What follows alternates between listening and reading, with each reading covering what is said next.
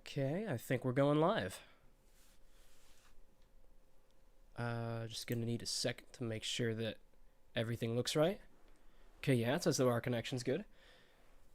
Should be a still image of the crystal skull art if we are in the right spot. Give me 1 second while I pull up my phone so that I can have a look at the stream and make sure that everything's okay. That I don't have any echo or that my audio's fine. I might be too close to my mic. It's difficult to gauge. Let me pull that up real quick. You might hear a slight echo because of that. Well, then we'll just give a second for people to start trickling in the stream. Ooh. I know this is a bit earlier in the day than I usually do my streams, but I have to be somewhere around 3, and it's noon right now. So we'll get a good 2.5 hours out of this game or so. Let's see, your channel. Alright, well the thumbnail looks right.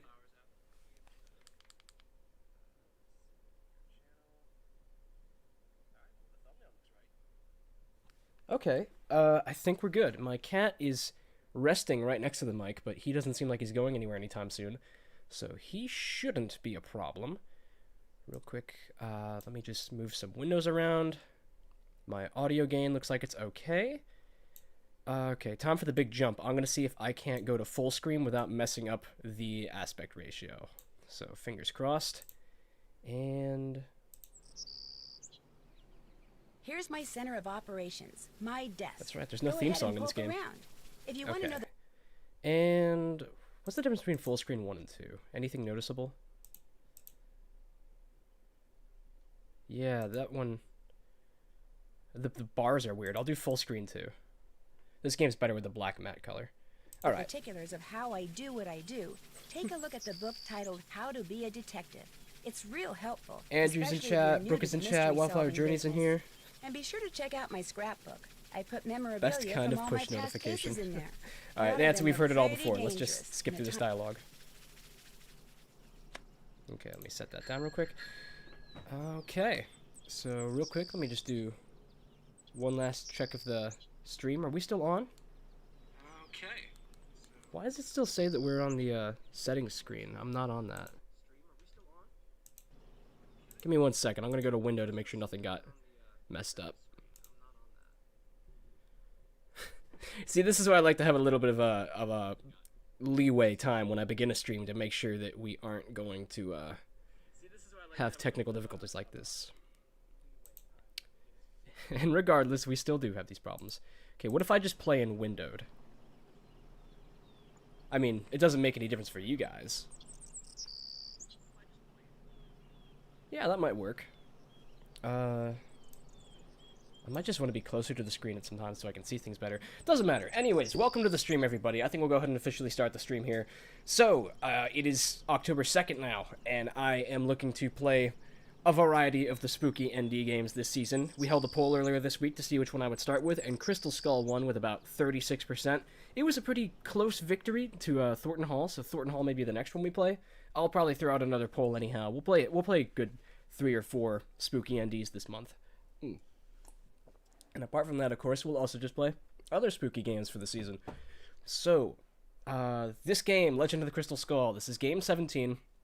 In my opinion, this is undoubtedly the black sheep of the franchise. This is a very different game from all the others. It's very different from game 16 and then game 18. It just stands out right in the middle of the teens.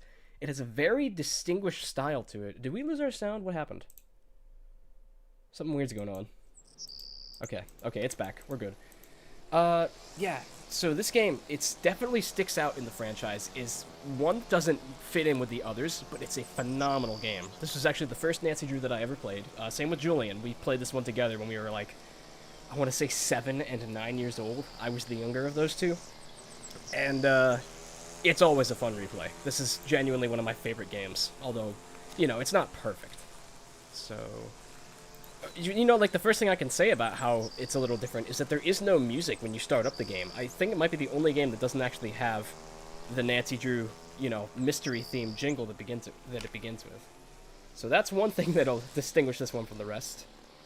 Stream's starting to pick up. We have 9 people now. Andrew says hi. Hey, Andrew, how you doing? Grant is in here. Hey. I don't know if you can really call it a black sheep when it's so universally beloved. Yeah, I mean, it's not like it's an unpopular game. It's just very different. And if you've never seen Crystal Skull, which I'm assuming almost all of you have, you'll very quickly catch up on how things are very different in this game. So, apart from that, we've got a little audience brewing, and I think we're about ready to jump into it. I am going to play on Senior Detective, because in my past, I always cheated through this game. I would literally only ever play with a tab open of the Her Interactive Hint message boards, because I was so hopeless at these games. So I'm going to see if I can't get through it on Senior, because there are some pretty killer puzzles toward the end. Oh, and this is also probably my favorite game for puzzles, too. The puzzles are very well crafted. Real quick, let me just listen to the Nancy speaking through the case file so that I can hear whether or not she's too loud or too quiet in relation to my commentary. So let's go ahead and crack this open. Current assignment. What assignment? Bess and I are flying to New Orleans for a long weekend of fabulous music, sightseeing, and food. Okay, so I'm also going to visit Ned's friend, Henry Bollet, but only as a favor to Ned. Apparently, Henry's uncle just died, and he had to go down there for a couple of weeks. Ned says Henry's a nice guy, but kind of a loner who might appreciate a little company. So, the first thing I'll do is leave Bess at our hotel in the French Quarter and take a cab out to the mansion where Henry's staying. Ned called him and said I'd be coming. But once that's done, it'll be laissez les bon temps brûlés. Please, The Nancy, only bad English. news is the weather's not supposed to be that great this weekend. But what's a little stormy weather when you're in the heart of the Big Easy, right? Right. Alright, so sounds like the audio's good. Nancy's not too loud, I'm not too quiet. So that's about all we need to know. Yes, this is one of those games where Nancy just goes on a vacation and happens to stumble across a mystery. I can forgive it because this might be my favorite of that genre. So without further ado, let's blow out this bulb. Or actually, that's not in this game, I don't think. And let's go ahead and click on the plane ticket and be on our way. Senior Detective.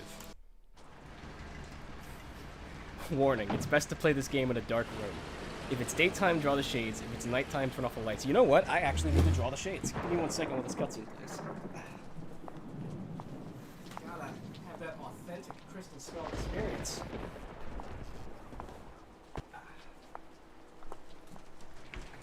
Alright, we're good. Ooh, the interactive cutscene where I get to actually click on the door. It's like I'm actually there. Hello? Anybody here?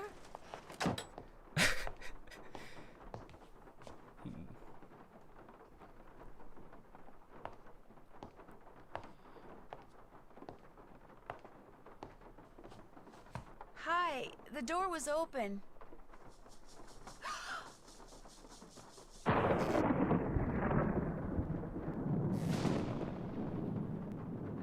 Boo!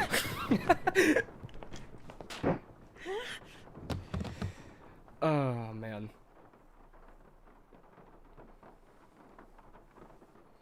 Here, drink this. What is it? Something that'll make you feel better. Drink it. Just a couple sips. Yeah, let's go for it this time. Okay. That's it. No offense, but yuck. It's pre-workout. Don't make her drink any of your weirdo concoctions. Then I really will have to take her to the emergency room. You just go back to your phone call and leave us be. Don't pay him any mind. Where am I? You're at Henry Bollet's house, dear, in the library. He and I carried you in here after I found you unconscious in the foyer. Why is it so dark in here? The electricity went out. Lightning must have struck a transformer somewhere. What happened? Can you remember? I always Well, loved how she says the that front door line. was open. Julian and I would always say it walked back in, and forth to each other. And then I saw this, well, I saw a skeleton. And then he saw me. And then the light started flickering. And he threw something at me that exploded. The smoke must have made me pass out. You saw a skeleton? Sure did. I'm sure it was just someone, you know, wearing a costume or something. I'm Nancy Drew, by the way. I came to see Henry. So we surmised. I'm Renee Amand. I'm Bruno Bollet's housekeeper. That is, I was.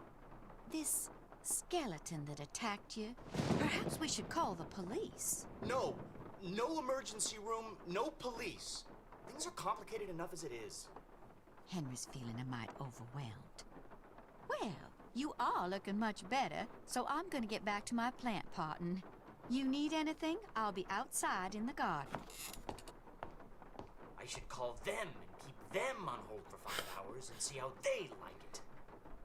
And we are in the game. Alright, so yeah, being that this was my first Nancy Drew I ever played, being a 7-year-old watching that cutscene, I was under the impression that this was a horror game, and I jumped like crazy. I probably shouted out when that first happened.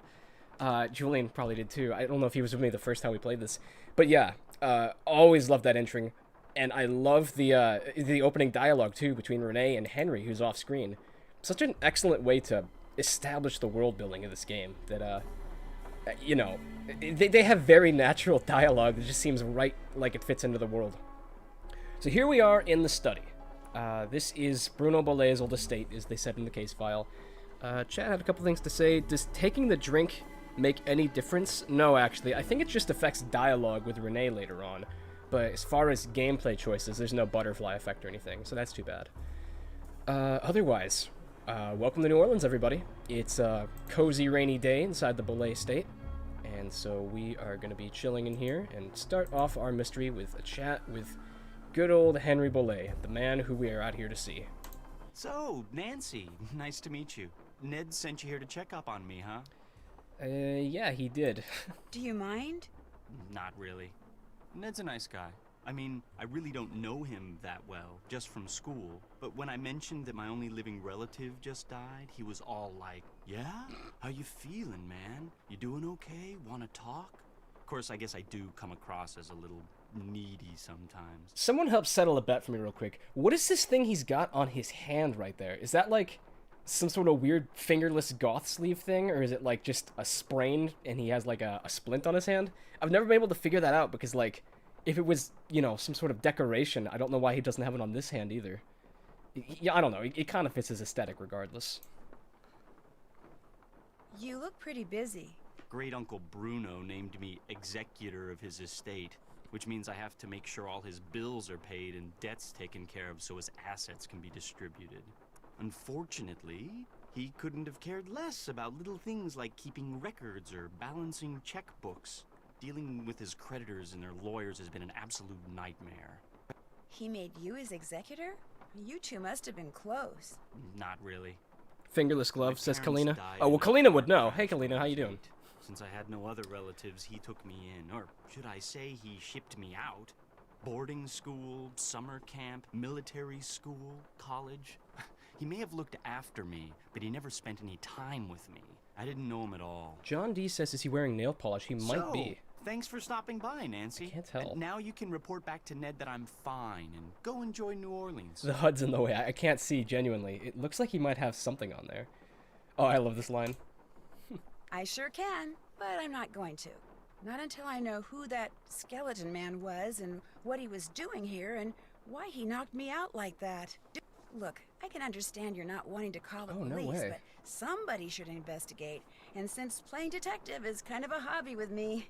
No offense, but are you sure you didn't just pass out from the heat and humidity or something and dream that you saw the skeleton dude? Sorry to keep on interrupting, but I just noticed for the first time through the dialogue box that he actually does have a tattoo on his left arm. That's cool. I'm positive. Okay, look around all you want. But I should probably warn you, Uncle Bruno was into exotic pets. Didn't believe in cages, so he gave him the run of the place. And just because he's dead doesn't mean they are. So if you're gonna go poking around, be careful.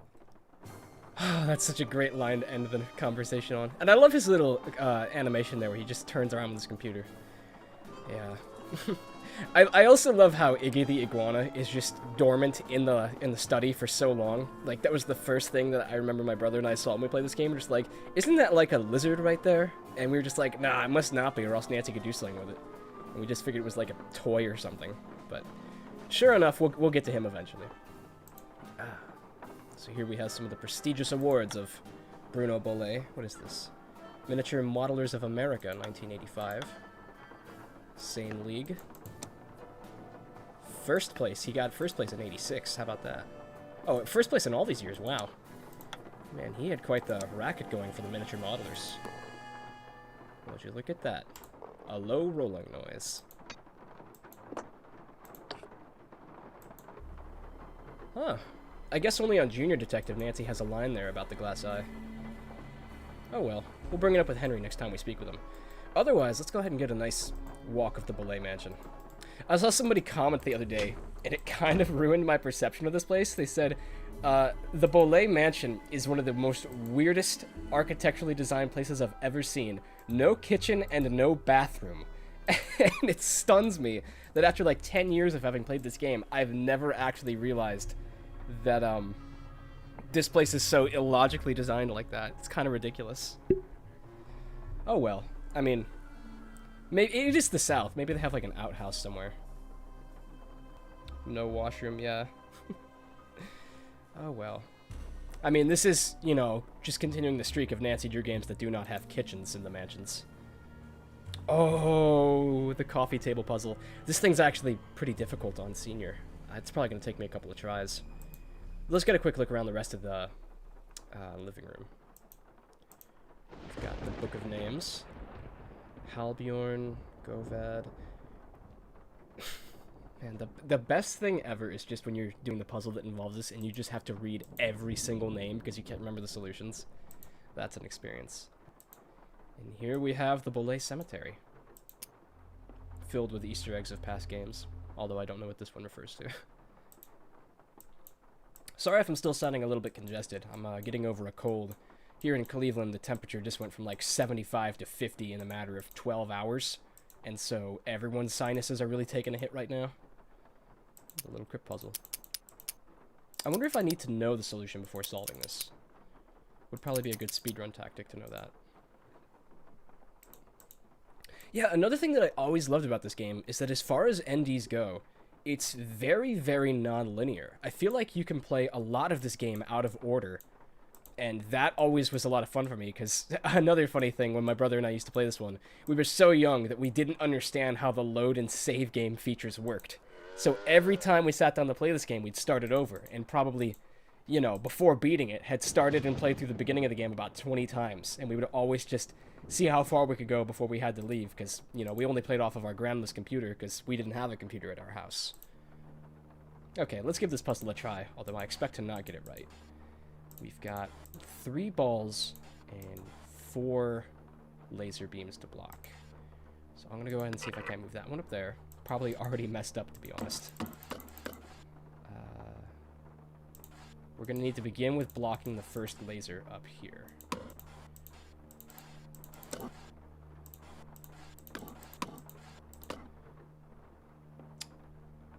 I have made a fatal error, I think. Let me think about this. Yeah, I should have gone down, shouldn't I have? Okay, let's restart that real quick. I'll give it a couple tries, but I do not expect to solve this puzzle right now. Because, you know, like I said, when I originally would play this game, I would have a very liberal use of spoilers because I was very young and had no idea what to do. And so, yeah. Probably going to keep that trend up. No, damn it, I didn't even move that. Oh. It's very finicky with the marbles. But yeah, I remember just playing this puzzle for hours on end as a 7-year-old and having no idea where to go with it. Grant says, I love that you can do anything in order with this game. Anything in any order. Blackmore too. Yeah, Blackmore's another very non-linear game. Being able to just play a game at your own pace adds a lot of replay value to it. Especially because it's fun to do sequence breaks, because a lot of times you can completely break the characters and they just start to say and do things that don't make sense for the time.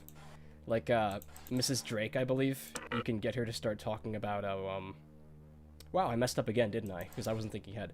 But yeah, you can get Mrs. Drake to say, Nancy, I can't believe you're still here, after talking to her. I'm getting off topic now. That's Blackmore Manor. We'll talk about that another day. But still, love this game. By the Brooks says, oh wait, no, that's just a response. How's your arm from the tree incident? That's right.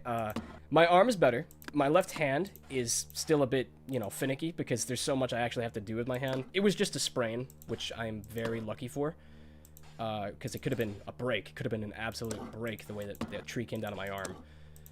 But, I'm all better. My hand kind of hurts, but, like, you know, there's so much I still have to do with my left hand that I messed that up again. Okay, I think we need to just walk away from this puzzle, and I'll come back to it when I have a better focus.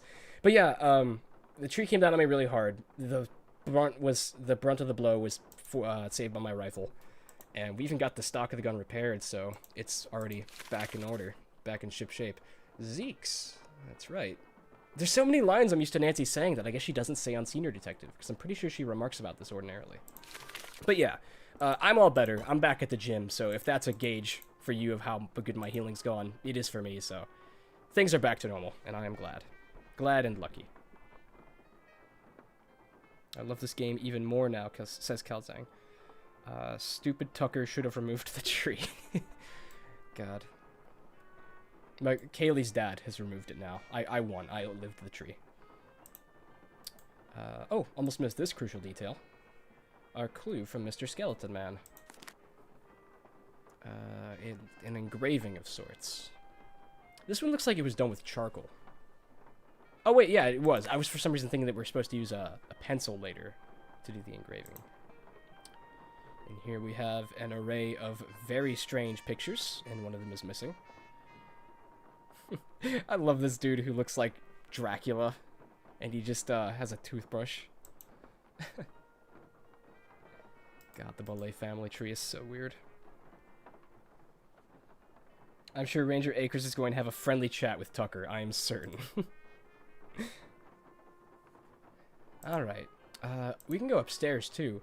Look at that, look at the Dutch angle in this hallway. They give it like a slight cant to it. Still here. That's the front door, but I'm not leaving until I figure out what Mr. Skeleton Man was up to. Is the foundation on a slope, I wonder? Because there are a lot of weird canted angles in this game. Ever so slightly. Oh, this room's open. The ugly guest room. God, this place just looks so sad. I would hate to stay here. And another glass eye. Speaking of sequence breaks in this game, I think we can actually already play as Bess as soon as we get the receipt out of the fireplace, but I'm not going to do that just yet. Let's see.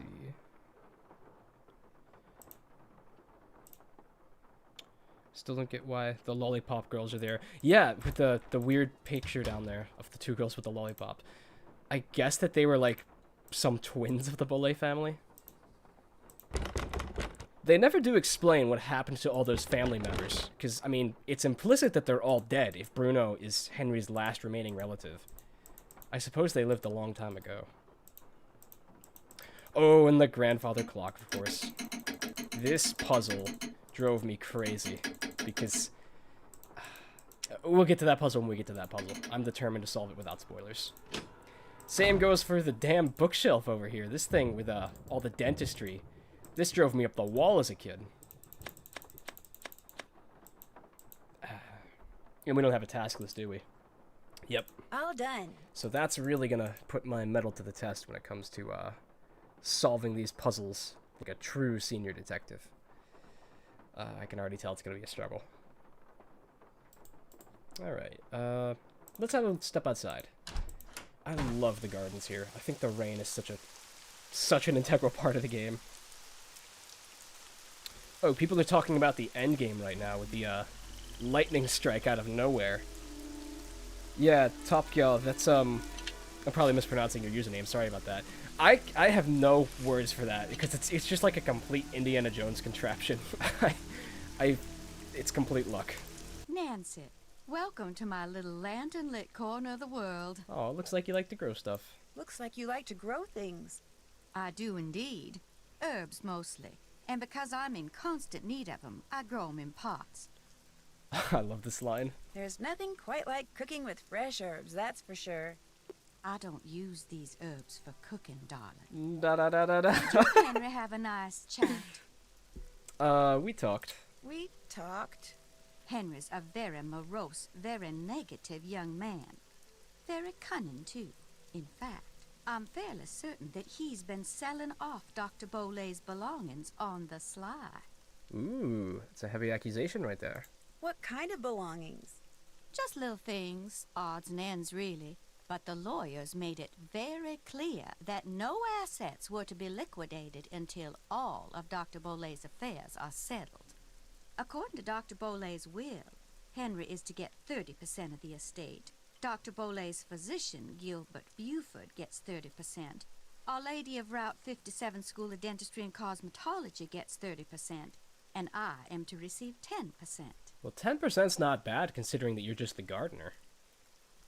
Let's see. Let's just cut to the chase with this. What was in that concoction you wanted me to drink after I got knocked out? Never you mind. It was just a little remedy I brewed up on the spot to help you feel better. Family recipe. Speaking of concoctions, I have not been able to find any more of that bottled sparkling apple cider I go crazy for, so I've been substituting it for the classic microwaved apple cider with cinnamon added to it, but it doesn't hit the same. Why is there an empty frame in the gallery inside? That is a very good question. I first noticed the canvas was missing after the reception following Dr. Bolay's funeral. But as for why it was missing, I do not know. Huh. Let's see. Oh, let's show her the sketch. Have you ever seen this before? I found it by that scale model of the cemetery that's inside the house.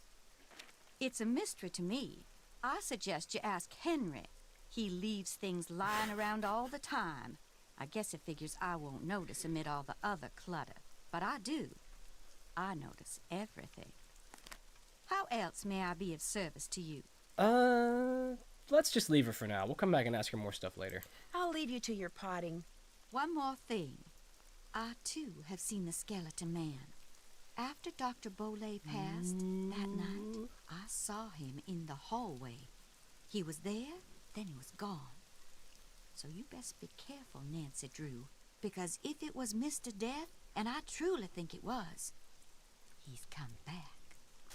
Such foreboding dialogue. Everything about this game, they hit all the beats when it comes to setting the stage, setting the mood. Oh, and this garden is great, too. I don't want to go over there yet, because that puzzle is horrendous, but we will have to eventually. Ooh.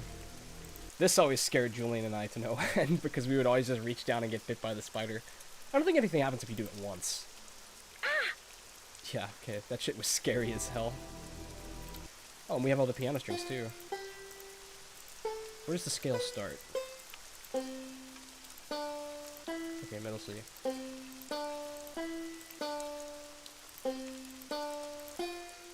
Huh.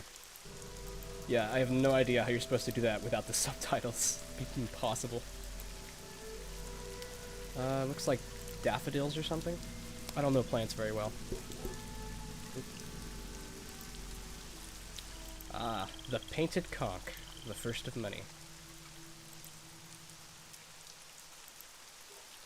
Oh, and I love the little glow of fireflies here too, and the little secret that lies past them.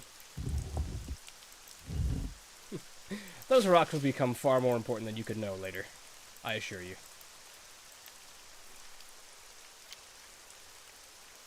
Let's see. Charlie says, could you imagine if her concoction at the start of the game killed you later, like an absurd Until Dawn death? Yeah, I was always really afraid about that as a kid, actually. I was always worried as I progressed in this, like, what if that concoction I drank is about to, like, I don't know, poison me? That'd be a hilarious death sequence. If, like, really far into the game, you have to second chance all the way back to the beginning. And here's the crypt itself. Bruno Bolay, 1912 to 2007. I guess 2007 is when this game came out then. I never really played these games as they came out until probably, I want to say, Tomb of the Lost Queen. That was the first one I remember really waiting for it to come out. We've got all the buzzards here. This is such an iconic shot to me. If I could find a high-res still of this image, I would totally make that my wallpaper. It's so spooky. Hey, am I the only one, too, who it took them actual weeks to find Renee? Because I would always walk out here and just go forward, and I would never turn to the left. I even saw people on message boards just like, how do I find the gardener? I can't tell. That just drove me insane back in the day. Alright, well anyways, it's been too long since I've actually explored the cemetery. So let's see if we can't get our bearings for what's where. So this fountain here, when we go down, that'll take us back to the beginning. If we turn left, we have a dead end with a painted conch. How about if we go forward? Okay, that takes us to the Whomping Willow from Prisoner of Azkaban. John says, I've done some stupid things in these games, but I never did that. Oh, well, thank you, John. Soft flex, soft flex. Writhing Roots Memorial's to the left up there. Okay. And they can remember that because it's by the writhing tree. How about to the right? Ooh, this is the one that looks like the, what is this, the Adidas symbol? Under Armour, something like that. We go back left here. Slumber Gardens, okay. Yeah, I'm not actually going to remember any of these locations or where they are. I always just have to fumble around to do these puzzles. By the Brook asks if I'm going to play Midnight in Salem for Halloween. You know, I might. Maybe I'll put it to a poll, but I feel like if there's ever a time that I have to play Midnight in Salem, it might be then. Here we're at the end of the bog. This must be the property line. And there's a boat out here, too. Man, I want just a little boat like that I can go fishing in. I don't talk about it very often, but I'm an avid fisherman. And I would really appreciate just a nice little skiff like that. It's down here. We've got like a cool little rotund dome on that building. Calzing says, usually a sucker for rainy atmosphere. Me too, all the way. Rain just makes me ecstatic. You know what's the best is when you're camping and you've got your tent nice and dry and all covered up and it starts to rain outside and you just get to be all cozy in it. Greatest feeling in the world. 40 Winks Mausoleum. Isn't 40 Winks a colloquial term for taking a nap that like no one has used past 1930? I feel like I heard that's what it means somewhere. Okay, what if I just go forward here? Oh, okay, so if you keep on going forward, that'll take you to the family crypt. Alright. Door's locked, though. To figure out if there's anything camouflaged in that design, I'm gonna need some paper. Hey, Sylvia's in here. Spoopy and creepy game for sure. Get out of here, Sylvia. You don't use words like that on this channel. Okay, so we've got 4 different sketches here, little engraved plates that we're gonna need to figure out. Okay, my dog, something has excited my dog. Please be patient. River, calm down, buddy. Come on up here. I don't think I show the dog very often on the channel. I know that the cats always get a lot of limelight around here, but you know, River's often slinking around in the shadows, ever present. Hey, buddy, what's going on? Come here. Let me scratch behind your ears. Alright. At least I only need one hand to play this game, and I can pet animals with the other. This is always such a creepy shot, because it looks halfway real, and then the other half of it looks like it's CGI. It's pretty weird. And we have another painted conch mushroom. What's down this way? Calzang says, I haven't played Creature of Cabu Cave, Mid, Ghost of Thornton Hall, as well as Sea of Darkness. Thornton Hall and Sea of Darkness, I would definitely say are worth a play. Capu Cave, I'm partial to that one just for nostalgia. Midnight in Salem, you could do without it. I think a lot of us are in agreement on that. Unless you have, like, a PC that runs pretty well, so you don't have to worry about freezes and game crashes, I would advise skipping Midnight in Salem. Because otherwise it'll just be a frustrating, disheartening experience. Oh, well, the stones are open now, but we don't have to go over there just yet. Alright, let's get back inside and see if we can't start chipping away at some puzzles. For one thing, let's have a chat with Henry now that we've had a walk of the property. Yes? How much is this place worth? Is your great-uncle's estate worth very much? I have no idea. Nor will I until I get all his affairs settled. He was a dentist for most of his life, so he must have had some money squirreled away. As you can tell, he was darn good at squirreling away junk. Have you had any of his things appraised? Have you had any of his things appraised? Considering you're apparently stealing Somebody them. from a curio shop came in and took a quick look around, but it wasn't anything formal. A curio shop? Perhaps the curio shop that we found a receipt for? Do you know what this is? I found it in the other room. Looks to me like some kind of tracing. I was thinking that maybe my skeleton man left it behind. Well, I sure don't know anything about it. Anything else? What else? Found the scrap of paper. Yeah, let's ask him about the scrap of paper. I found this scrap of paper in the fireplace. Do you know anything about it? No. You always go digging around in people's fireplaces? Yeah, we asked him about the wrong thing, Just didn't we, looking for before? something that might tell me who that skeleton man was. Ah. Anything else?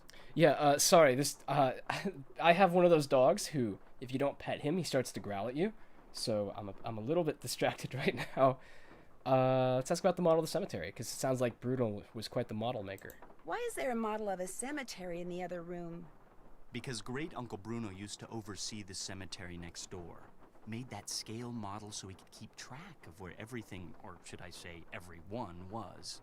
Crafted all those miniature crypts himself. And people think I'm weird. Why did he get buried not in his own cemetery and just in his garden? How come your great-uncle's crypt is in the garden and not in the cemetery? Don't ask me. It's kind of weird. Apparently he built the crypt I'll say. himself, but he never indicated in his will or anywhere else that that's where he wanted to be buried. I stuck his ashes in there anyway and had the thing inscribed.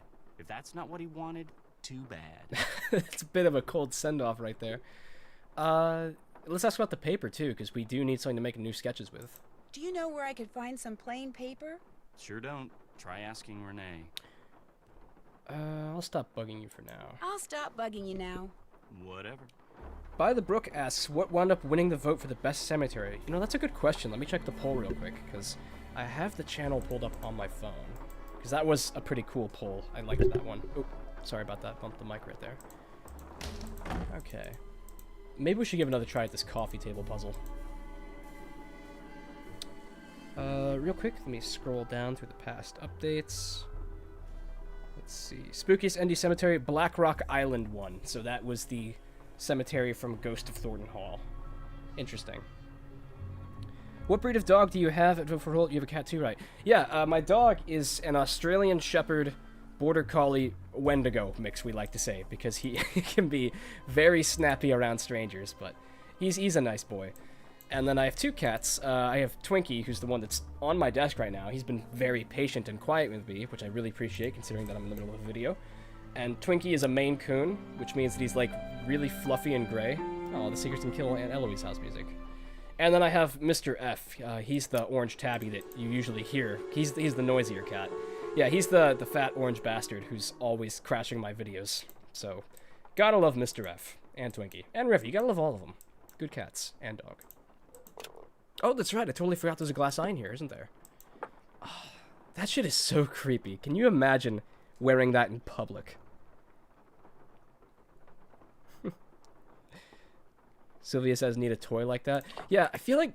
I know they would never do it, but if Her Interactive started, like, selling little props from the games, I think that would be cool collectibles. Or maybe, like, special editions you could buy for double the price that came with, like, a little collectible piece. I don't know. I mean, they're not even selling physical copies anymore, so it's unlikely. Oh, I can use arrow keys for this. I forgot about that. Alright. Let's work with that. Trying to think of how I ought to do this. Because it's gonna be rough. It's a really well-made logic puzzle, I'll give it that. Maybe... Okay, I'm gonna take this here, then this here, and I've already messed up. At least I think I have. Yeah, okay. I just need to find the one little breakthrough. It's the 4 beams that are hard. Everything after that is pretty simple. I do kind of want that ND game covers blanket. Yeah, me too. I might put that on my Christmas list, or maybe like the tapestry with the poem from Message on Haunted Mansion. Those are really cool merch pieces that I never knew existed. Okay, see, that's the best part, is when you accidentally do something stupid like that and then have to restart. Okay, let me keep thinking. What if I bring that ball right up there? Does that instantly mess things up? I guess so.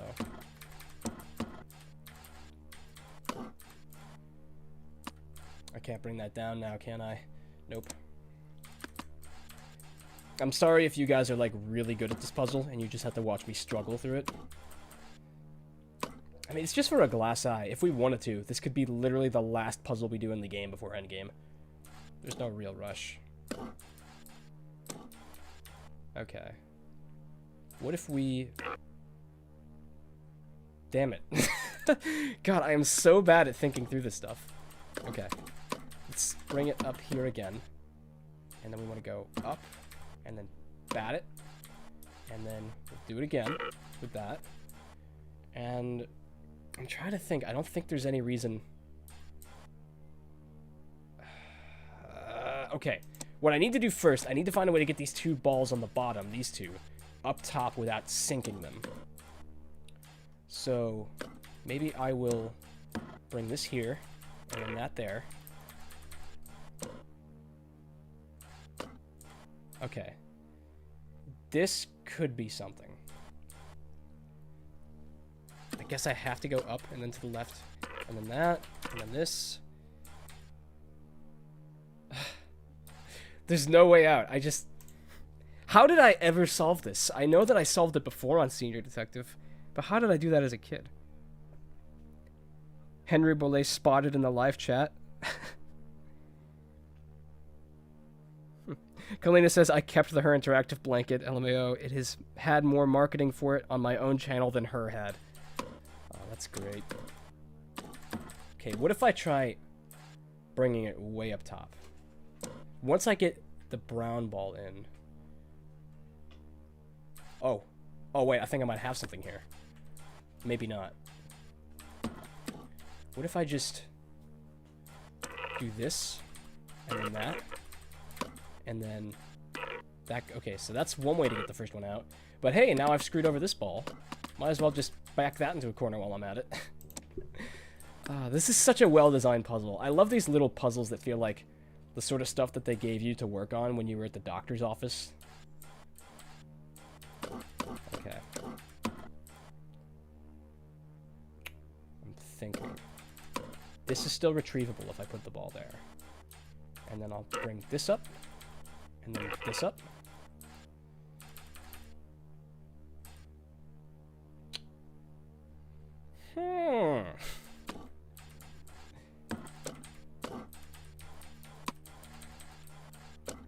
Ooh. Think we might have something. Maybe I'm just being hopeful.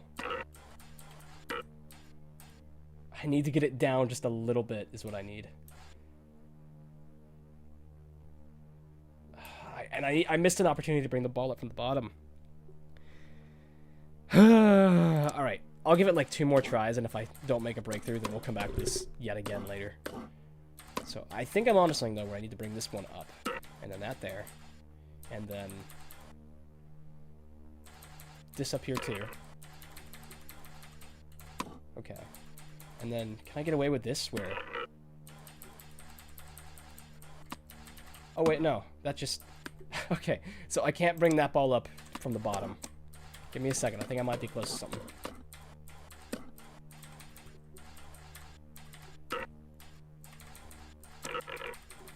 Okay. Then I want to bring this one down here. And then I can bring that up just a little bit, which might help.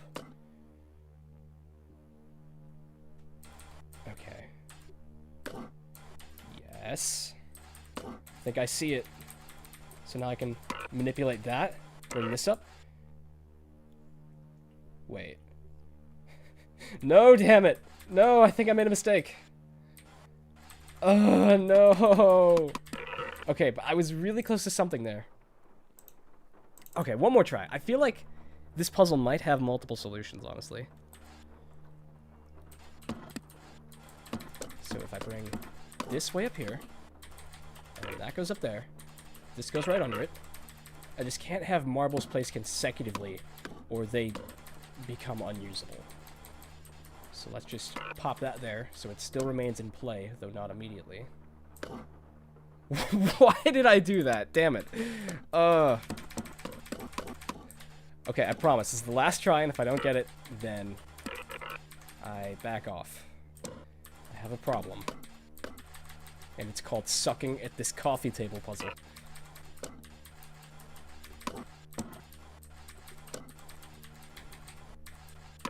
Okay. No problem hitting that out of the way now.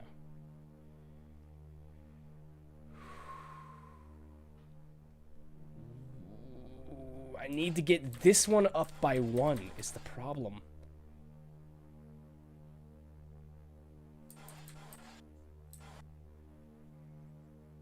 I'm lost.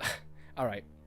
That's not going to get solved soon enough to be make a difference. Well, I don't want to go. Oh, where's my Twinkie's sitting on my phone? Give me that back. I got to read chat. Point and clicks are secret ASMR for mouse clicking. Yeah, let's go ahead and just see if we can't ask Renee about paper, because I think she can actually give us a lead as opposed to Henry. Hello again. Let's try some small talk. If you don't mind my asking, what's in that little pouch you wear around your neck? Things. Secret things. Things that give me special talents when special times demand them. People usually laugh when I say this, but this pouch is my connection to the energy that powers the universe. Oh. Well, at least you didn't laugh. Note to self, never make small talk with Renee again. Let's just cut right to the chase then. Do you by any chance have some plain paper that I could use? I most certainly do. But it's up in my room, and I'm afraid I cannot retrieve it for you until I'm finished here. You get the sudden urge to draw a picture? Sure I did. Something like that. I know, I'll help you. That way you'll get done faster. Gracious, you are the picture of impatience, aren't you? Well, I appreciate the offer. But here, why don't you just take this instead? It's an extra key in my room. The Sylvia. paper's in the drawer in my nightstand. Just go on up and help yourself. But make sure you lock the door when you leave, you hear? You I trust. But Henry, him I do not. I really appreciate this. Sylvia has the strongest theory to what's really in the pouch around her neck. It's weed, according to her. As long as you're going up there, my appetite could use a little placating, so I would be much obliged if you would bring me a candy bar from my nightstand. And take one for yourself. What's the matter? Got the munchies, Ray? Renee? Oh, we can look at the shovel too, can't we? Damn, that's such a cool shovel. Yet another prop that her interactive should manufacture and sell. That Cocoa Kringle bar No, like I didn't. asked? I'm sorry. Down, I girl. forgot. I'll do it right now. Alright. As much as I do love exploring Renee's room, I think that for the sake of pacing, it's about time we give a call to everyone's favorite hint miser, and that is Bess. I wonder why George didn't come along on this trip. Must have been busy. Maybe they just couldn't afford the voice actress. Hey, 20 viewers. I think that's us breaking into the 20s for the first time. Bess, hi, it's me. Hey, Nance. I just got back from shopping, which I am happy to report is fantastic here. So, what's going on with you? A lot.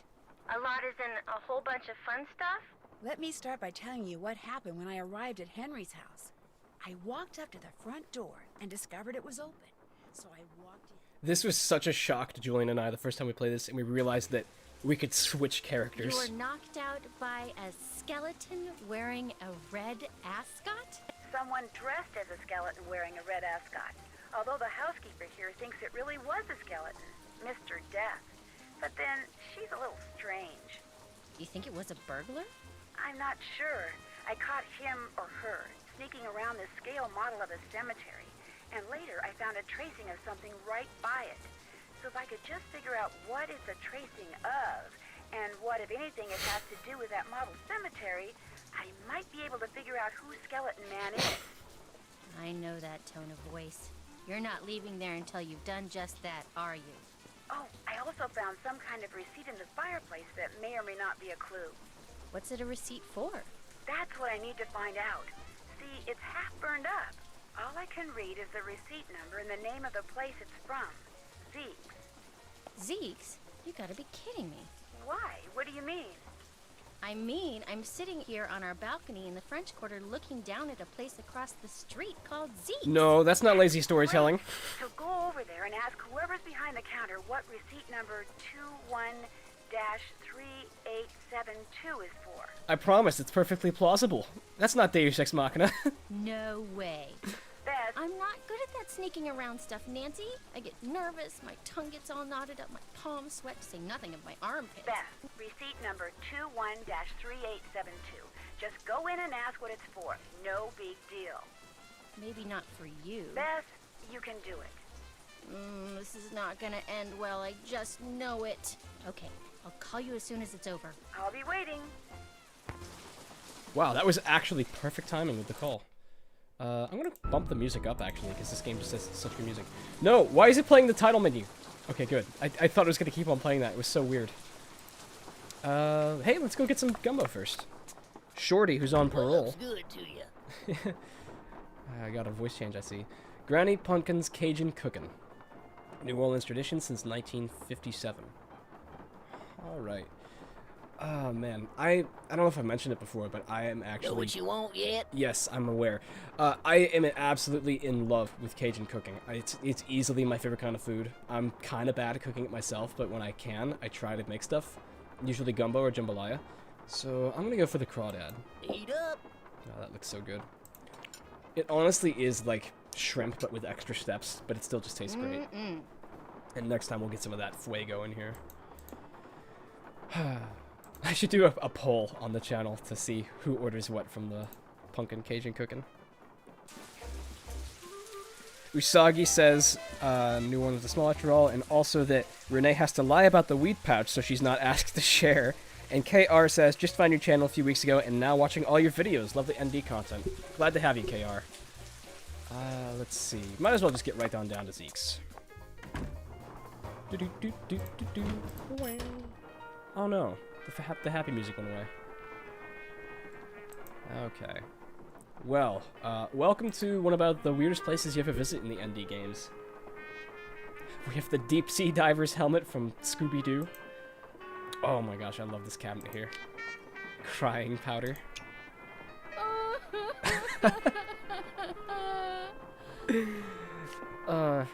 It's so goofy. Giggling powder. Best Joker origin story right there. Itching powder. Ooh, they weren't kidding. I relate to Bess so much when it comes to snooping. I feel that, Jasmine. Okay, let's go ahead and speak with the owner first before we do any more poking around. Hey, doing a little end-of-the-day shopping, huh? Sure. See something you like? Sure I do. I like everything. That's what I want to hear. I'm Lamont. This is my place. So if you got any questions, I'm the guy to ask. Actually, I do have a question. This friend of mine found the number of a receipt that came from this shop, and she asked me to ask you what the receipt is for. But if you're really busy, or you'd rather not, or it's against the rules... No problem. What's the number? 21-3872. 21. Ooh, the low angle Lamont. 72. The Lamont Here we medium go. close-up That shot. ticket was for a large box of assorted unknown items I bought from Henry Bolay. And, that's all I can tell you. Bit sus right there. Assorted unknown items? It's a box with a bunch of different things in it, kind of like a grab bag. Look, I just don't want to make trouble for anyone, okay? Well, where is it? Where's the box now? It's still in the back room. I haven't had a chance to really go through it yet. Hey, is there something else I can help you with? Beads, hula dolls, old books. Got great deals on all of them. I wonder if Lamont knows that he wasn't supposed to buy that stuff, and that it hadn't been appraised yet before liquidation was allowed. Because he might actually be criminally implicit then in the selling of those goods. Gotta ask it. It's a classic. Seeing as this place is called Zeke's, and it's your place, shouldn't your name be Zeke? Guy I bought this place from wouldn't sell it to me unless I swore I wouldn't change the name. So I didn't. Funny thing was, his name wasn't Zeke either. Alright, Charlie, we'll go ahead and torture Bess in just a second. We'll make her just drink the whole bottle of hot sauce. Otherwise, do you know Henry Belay? Is Henry Belay a friend of yours? No, I met him at the reception at Bruno's house following the funeral. Gave Henry my card, said when he wanted to start liquidating, he should give me a call. That must have been an interesting scene, Lamont at a funeral. Did Bruno have a lot of valuable things? Didn't look like it, but what he lacked in quality, he made up for in quantity. That house of his is filled with junk. He kept everything. For someone in my business, the place is knick-knack heaven. Lamont is such a great character. He's never really you know, a genuine suspect, I feel. But he's so well written. He's in his element. I enjoy him to no end. Guess I'll check this place out some more. You got a question, just holler. Ooh, Brooke asks, can I be so bold and ask how the crap you got Arglefump to help you with one of your ranking videos? Basically, we just shot for the stars and we DM'd him and asked if he'd like to make an appearance on our series. We were just trying to use our crazy formula to rank all the Nancy Drew games, and said that if we got his insight to help us out, it would probably, you know, be a good boost to our credence of our authority of ND expertise. And he was interested, and I was really surprised because, you know, he's a very busy guy. He's a father first and foremost, and he has his own channel to take care of, but he was kind enough to make 2 days for us. First we sat down and made the list, took a couple hours, and then we shot the whole list and counted it down, which was like another 3 hours. Overall, it was a lot of fun to do, and honestly kind of crazy to finally meet him, because I've been watching his videos since about as long as I've been playing these games. Well, let's step out of here and give Nancy a call.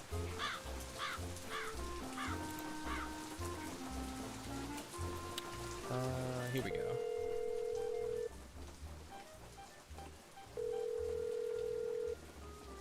Hello?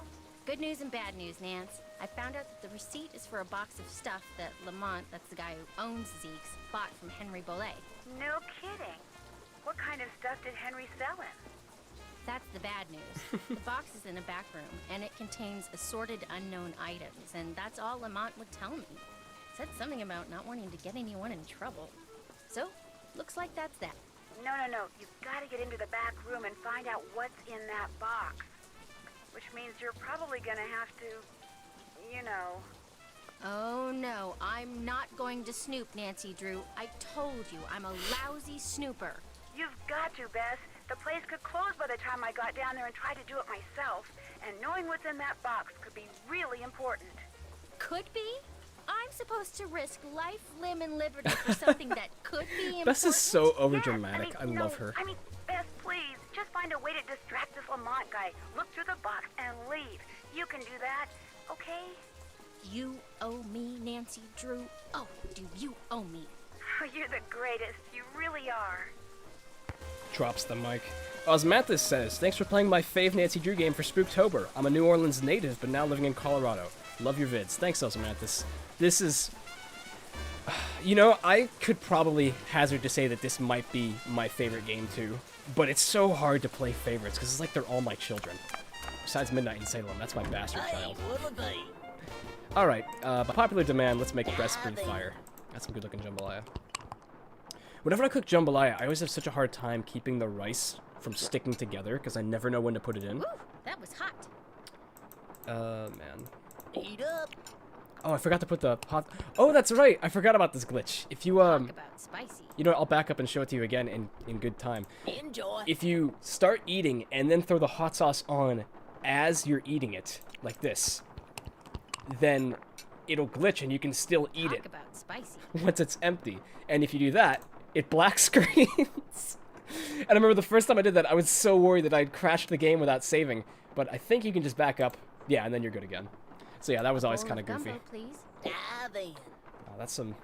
Not gonna lie, that gumbo does not look as good as the jambalaya did. Oh, we didn't even get to throw the stuff on halfway through. But yeah, I always thought that was a funny little glitch that you can black screen at the gumbo stand.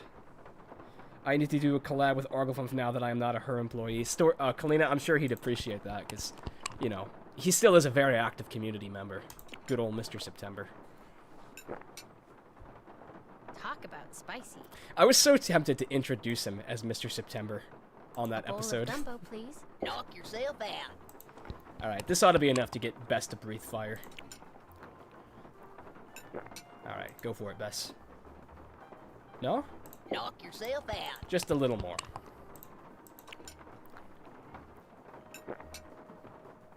Alright. Hot, but yummy. Hot but yummy.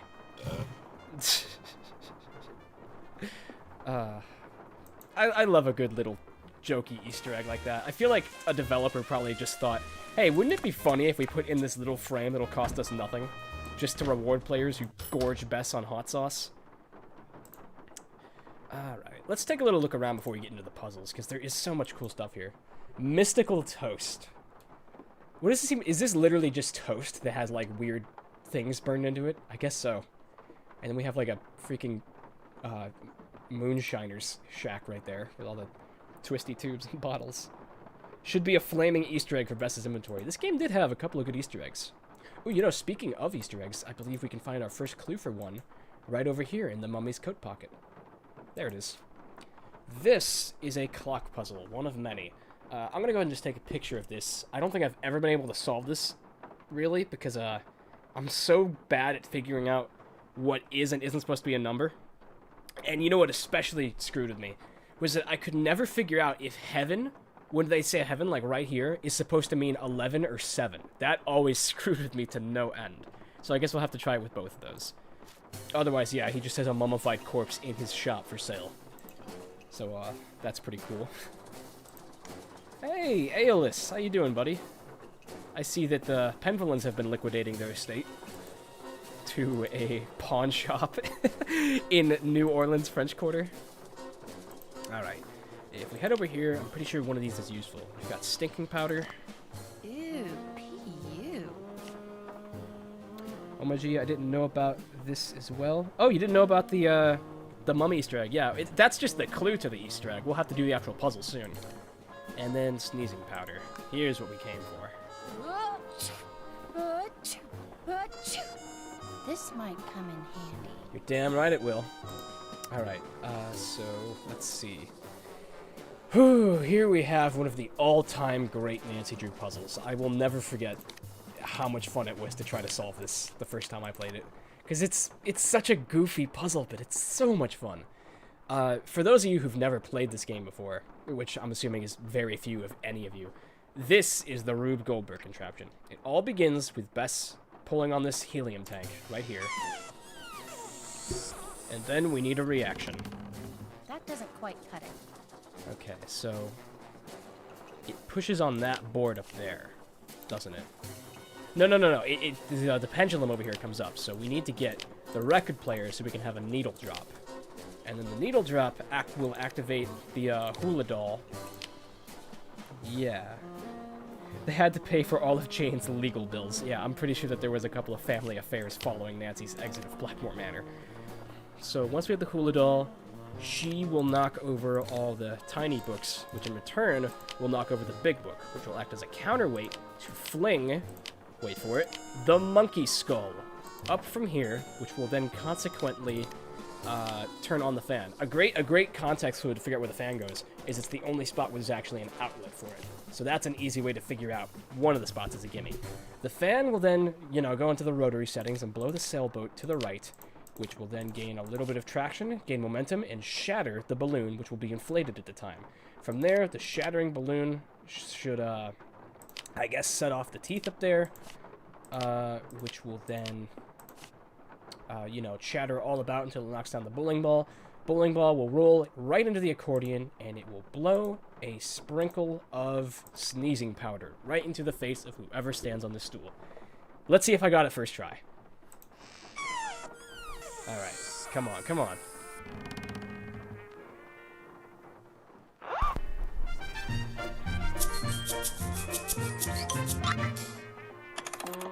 Was that the Black Cat book?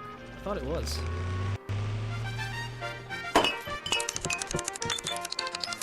Sneezing powder knocked over. And we're good. There, that should do it. Lamont, could you help me? Sure, what do you need? I can't quite reach that bottle up there. Could you get it for me? Cutscene of the century. You poor man.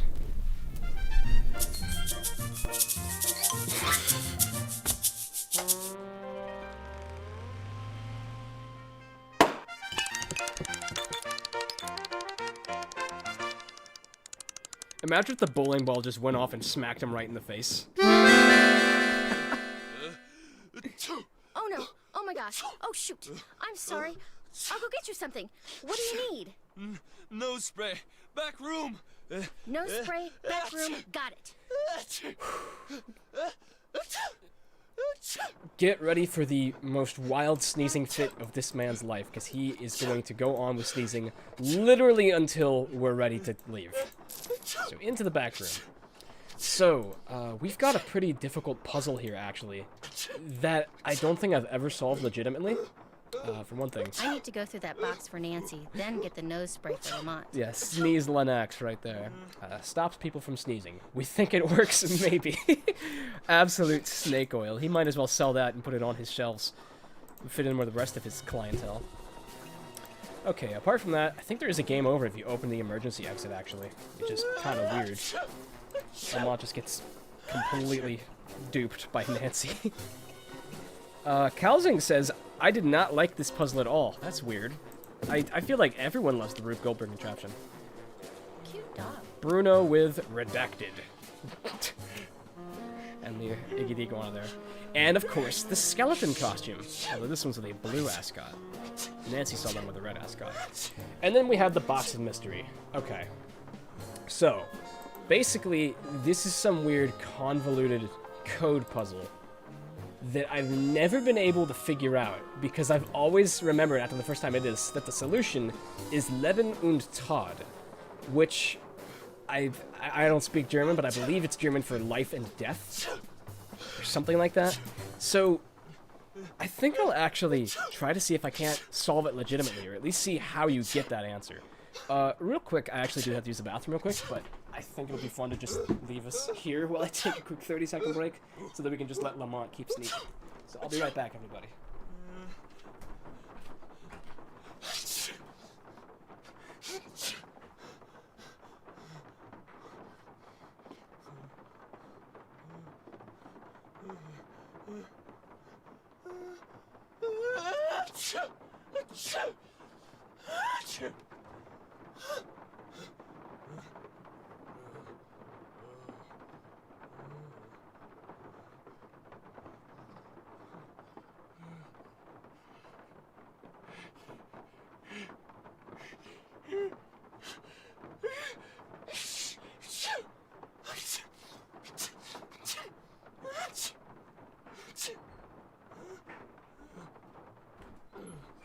Alright. Kaylee, I don't know if you're watching stream, but I assure you I did wash my hands. Okay. Let's see. If you call Nancy, she gives you a hint on how to do it. Whoa, really? I never knew that. Let me give her a call. That might be all I need.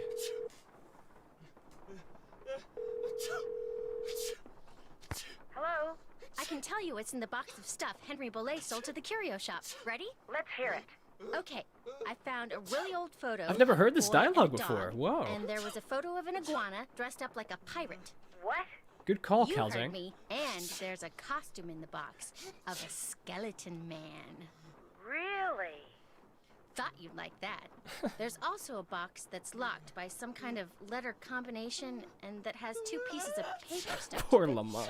On the first piece is a God bunch damn, of man. goofy stuff written by someone named Amalinda, and on the second is a bunch of numerical references to passages from Hamlet, some of which don't even exist according to a note that I think Lamont made. Did you unlock the box?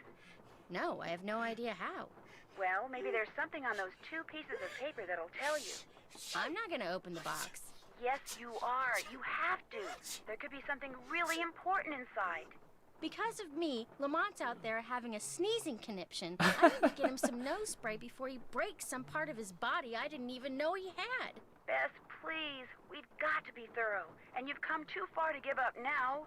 You can do it. I know you can. Oh, all right. Awesome. Maybe I can help you. Yes, give me hints. If you've got any suggestions, I sure wouldn't mind hearing them. Okay. My guess is that some kind of code is involved.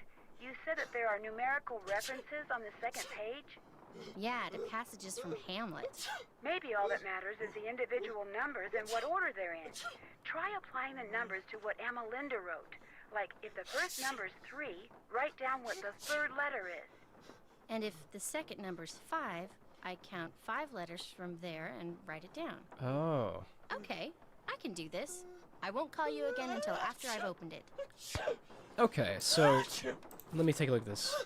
1, 3, and 32. Does that mean I'm supposed to count L and then 1, 2, 3, E, And then if I count 32 more letters, would I get B? For 11? Let me see. 1, 2, 3, 4, 5, 6, 7, 8, 9, 10, 11, 12, 13, 14, 15, 16, 17, 18, 19, 20, 21, 22, 23, 24, 25, 26, 27, 28, 29, 30, 31, 32. That's an H. What does he mean by some of these don't exist? Is that like his slogan or something? I don't know. You need pen and paper. It's pretty straightforward. Alright, so... yeah, I guess I more or less understand then how this puzzle works. But that doesn't mean I'm going to solve it the old-fashioned way, because I already do remember the solution. So, let's just go for it. But it's cool to understand how it works, though. Leben... and then is it Todd? Did I do that right? Uh-oh.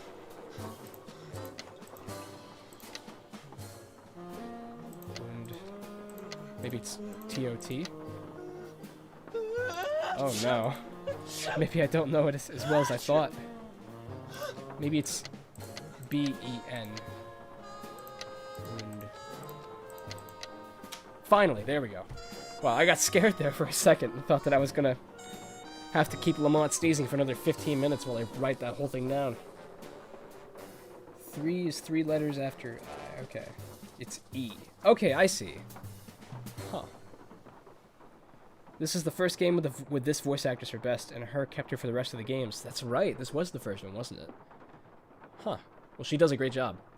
So, we have strange contents of the box. Dr. Bolet, this completes our transaction.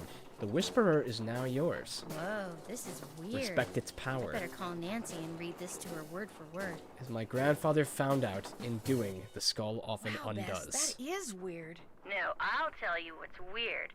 The box the letter is in is padded, and it has this round indentation in it that's the exact size of a human skull. It's like it used to contain a skull, but now it doesn't. Good job, Bess. I'm gonna poke around here and see if I can find out anything about a skull called the Whisperer. You better go take care of Lamont. Would you believe it? The guy is still sneezing. He must keep nose spray around because something's wrong with his sinuses. Oh, he's gonna hate me. He sure will, Bess. Alright, let's go ahead and get up to Renee's room, because that's where we left off. And then we'll poke around about this skull called the Whisperer. Man, Renee's room really is one of the scariest places in the entire franchise. I mean, like, it starts off tame enough. It's just dimly lit, spooky and such. Notice that this rocking chair is empty right now. I swear to God, it is empty.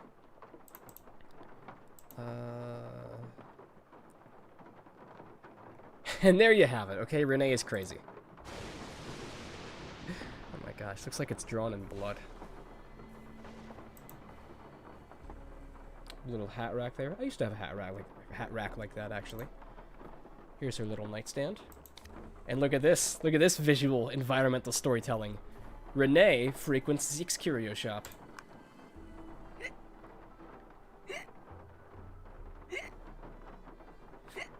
Ethan Court says, Bess is literally more worried about him hating her than she is about him dropping dead. Hey, J-Cat, welcome back. We're snooping through Renee's room, and we just finished the first Bess sequence. Yeah, looks like nothing else in here. Or at least not on the desk. Here's the paper. So we'll need a couple sheets of that. What does she have up here? Like a white noise boxes thing? And then down here, the Cocoa Kringles. One for Renee. Uh-huh. And one for me. How about more like 3 for you, Nancy? You know, I think there's actually a similar little Easter egg here, like Bess with the hot sauce, where Nancy can actually get a belly ache if she eats too many Cocoa Kringles. Let me see if I can get that. Maybe it's 4 or 5 of them.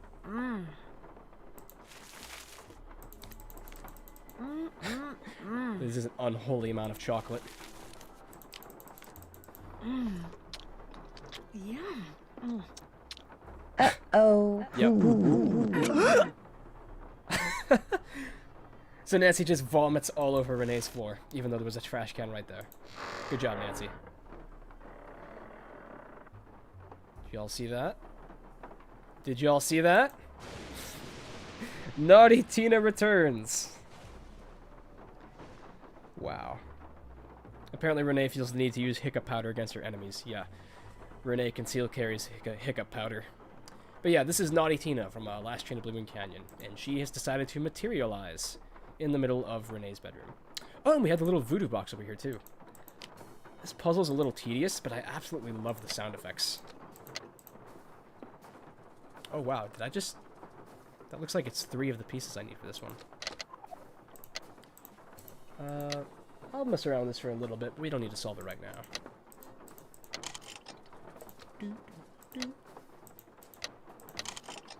Okay, so we want this. We want those 3.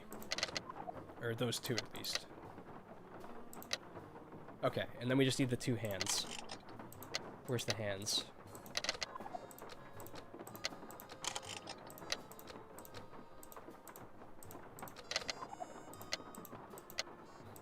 I found one of them. Oh, okay, so I think I've got it now. It's this, this, this, and this? No. It's literally just these 4 in a row. No?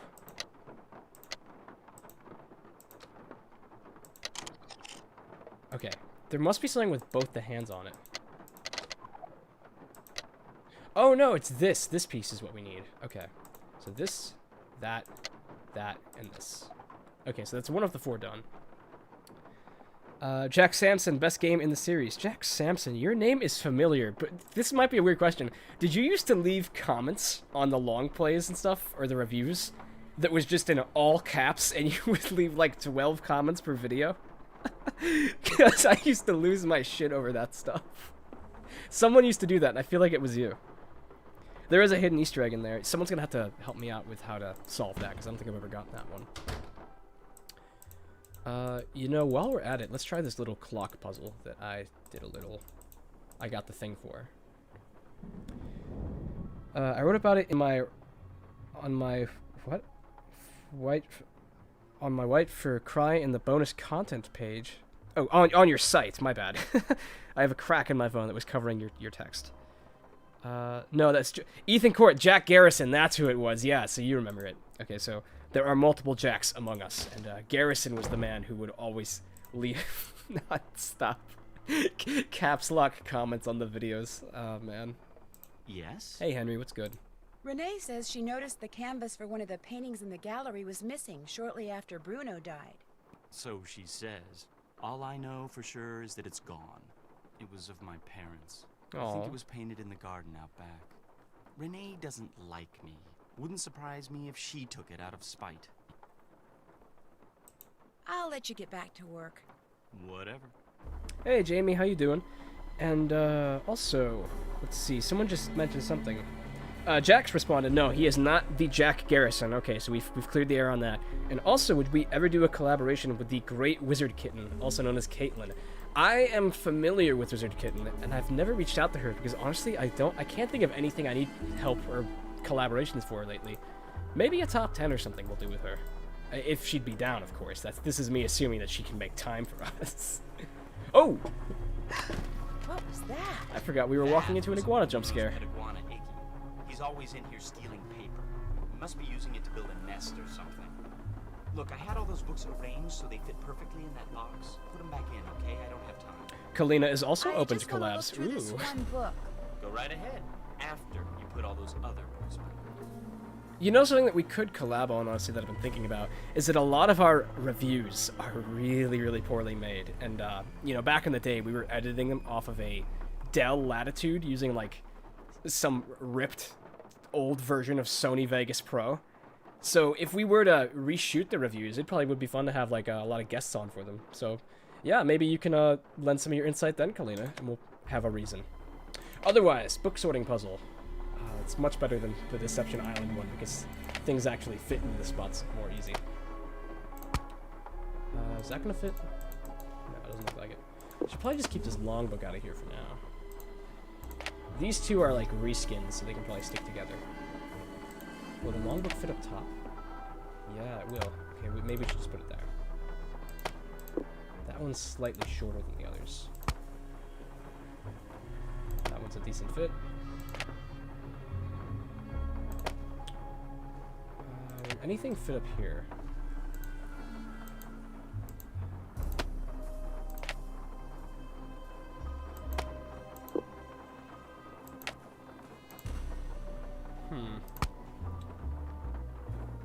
I think that's a bit of a waste of space if I put that there. Oh, but the Crystal Skull book fits perfectly. Okay.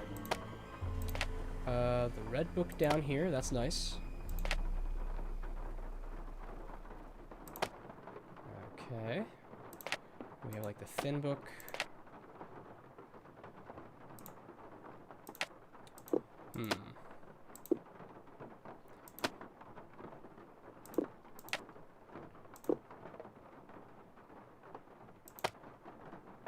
Anything fit? Oh no, I backed up. I didn't mean to do that. Damn it. Okay, let's get back from the start. This puzzle is like an honest version of those scammy puzzle apps. I definitely know what I know exactly what you're talking about. Yeah. Kalina says, I was planning on making my own ranking video since I can voice my opinions now. Yeah, I just realized that you probably have, you know, opinions of the indie games that were not very job friendly at the time, because I'm sure that you were encouraged to just say, oh, they're all great games, when, you know, there are some that were better received than others. So I've definitely been hearing, I would definitely be interested in hearing insider info, Kalina, especially when it comes to your personal critiques, having been in on the ground floor, or not the ground floor, but you were there as they were made. Can I fit the little green one up here? Because that'd be pretty big. Not quite. But you know, this double blue book here is a little shorter. Maybe I can couple that with the green one. Yeah, there we go. That's definitely gonna stay like that, I'll bet. Okay, but now I can't fit those under it. Maybe I couple this with a shorter book.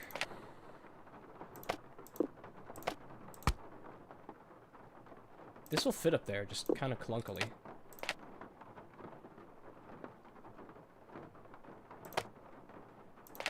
Okay. These two are good. Will the Crystal Skull book fit there? Yeah, okay. Now we have like a perfect rectangle. I think we're in the clear now. The framework is done.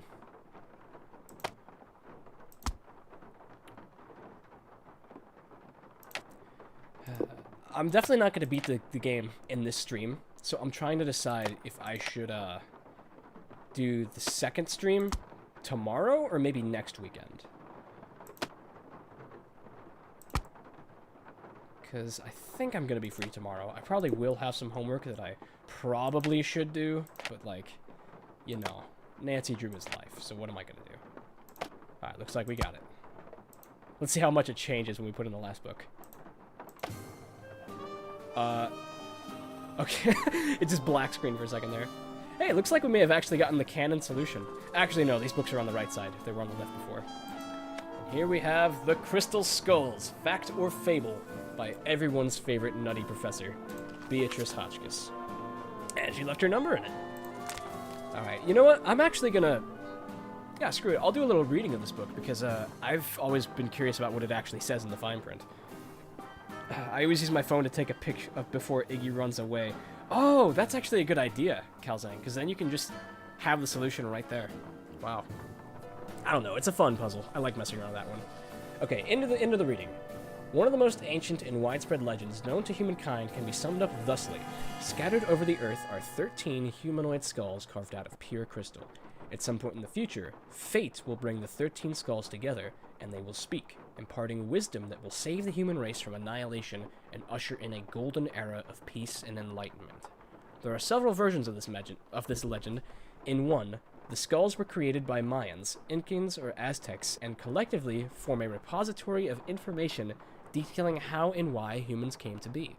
Another legend credits their creation to the extraterrestrials who seeded the Earth with the human race and left the skulls behind to explain their actions at some point in the future. I think Sonny June might have had something to do with that. Yet another contends the skulls are ancient in origin, but more important that each skull is somehow magical in and of itself.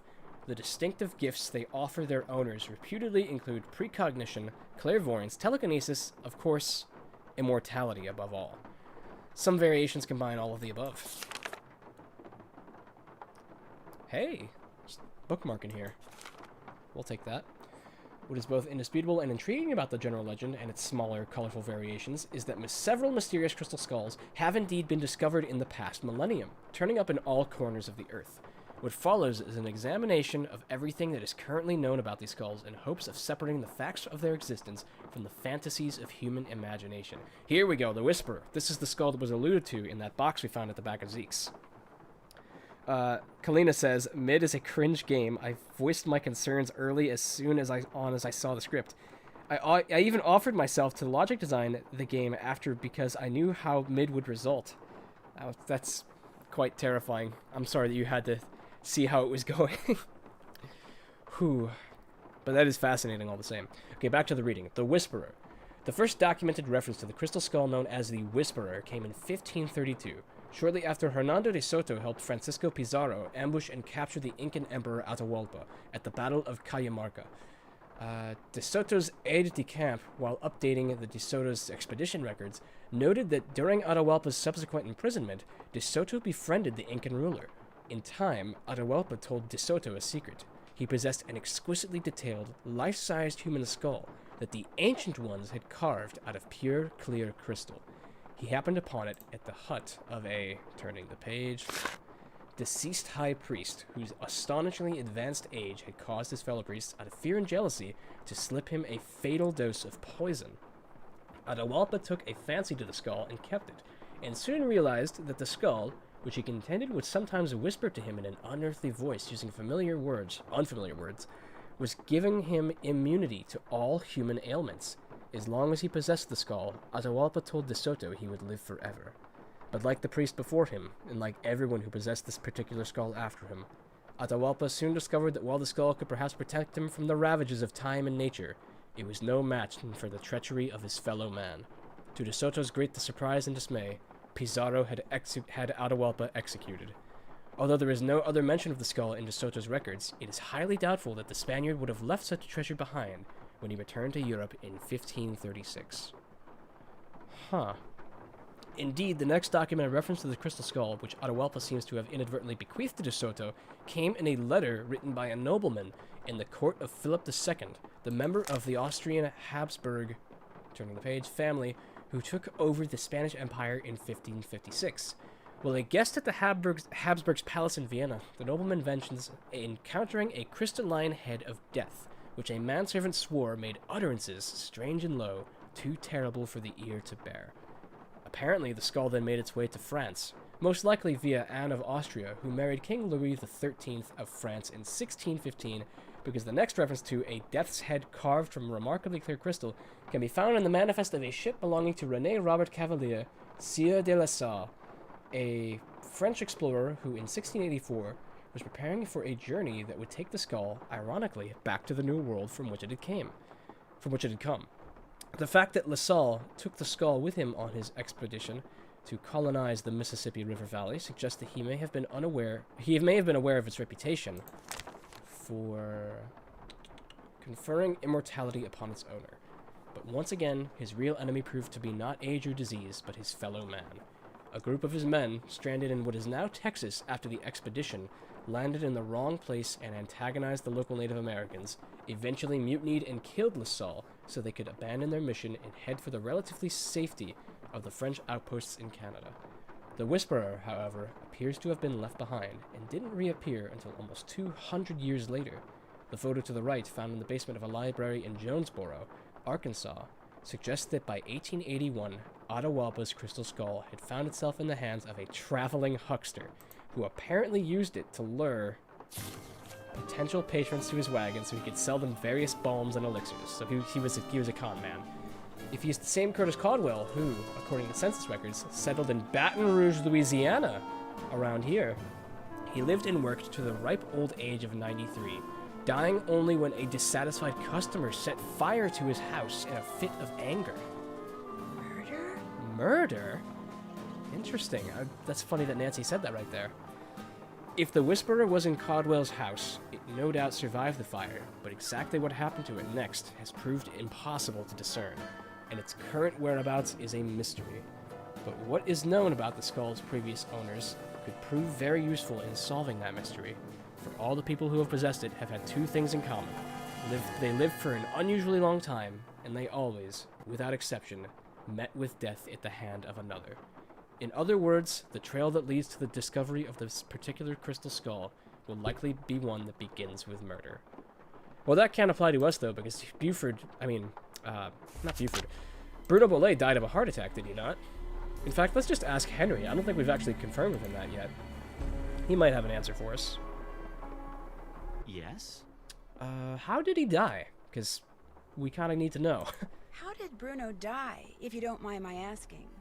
Just dropped dead in the front hallway. I mean, the guy was 95 years old. Here, check it out. Myocardial infarction. That's doctor speak for heart attack. Attending physician Dr. Gilbert Buford, 504-555-9970. Was that Bruno's doctor? And his best friend, or so I'm told. I've never met him. Interesting keychain. That's one of Uncle Bruno's glass eyes.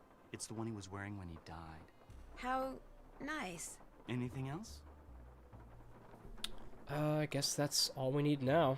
Weird keychain, though, although we're probably going to need that eventually. I'll stop bugging you now. Groovy. So, Dr. Gilbert Buford, then, was the attending physician at time of death, and he was able to confirm that there was a heart attack. So, heart attack is not, murder, though heart attacks can be induced. Oh, we gotta give Renee her chocolate bar. You bring me that Cocoa Kringle bar like I asked? Right here. Bless you. I'm so hungry I could devour these plants I'm potting up, dirt and all. The How munchies will may do I that be to of you. service to you? Let's just cut to the chase and ask her about the Whisperer. Did Dr. Bollet ever say anything to you about a crystal skull? He may have referred to it as the Whisperer. No, he never so much as mentioned a crystal skull, whispering or otherwise. I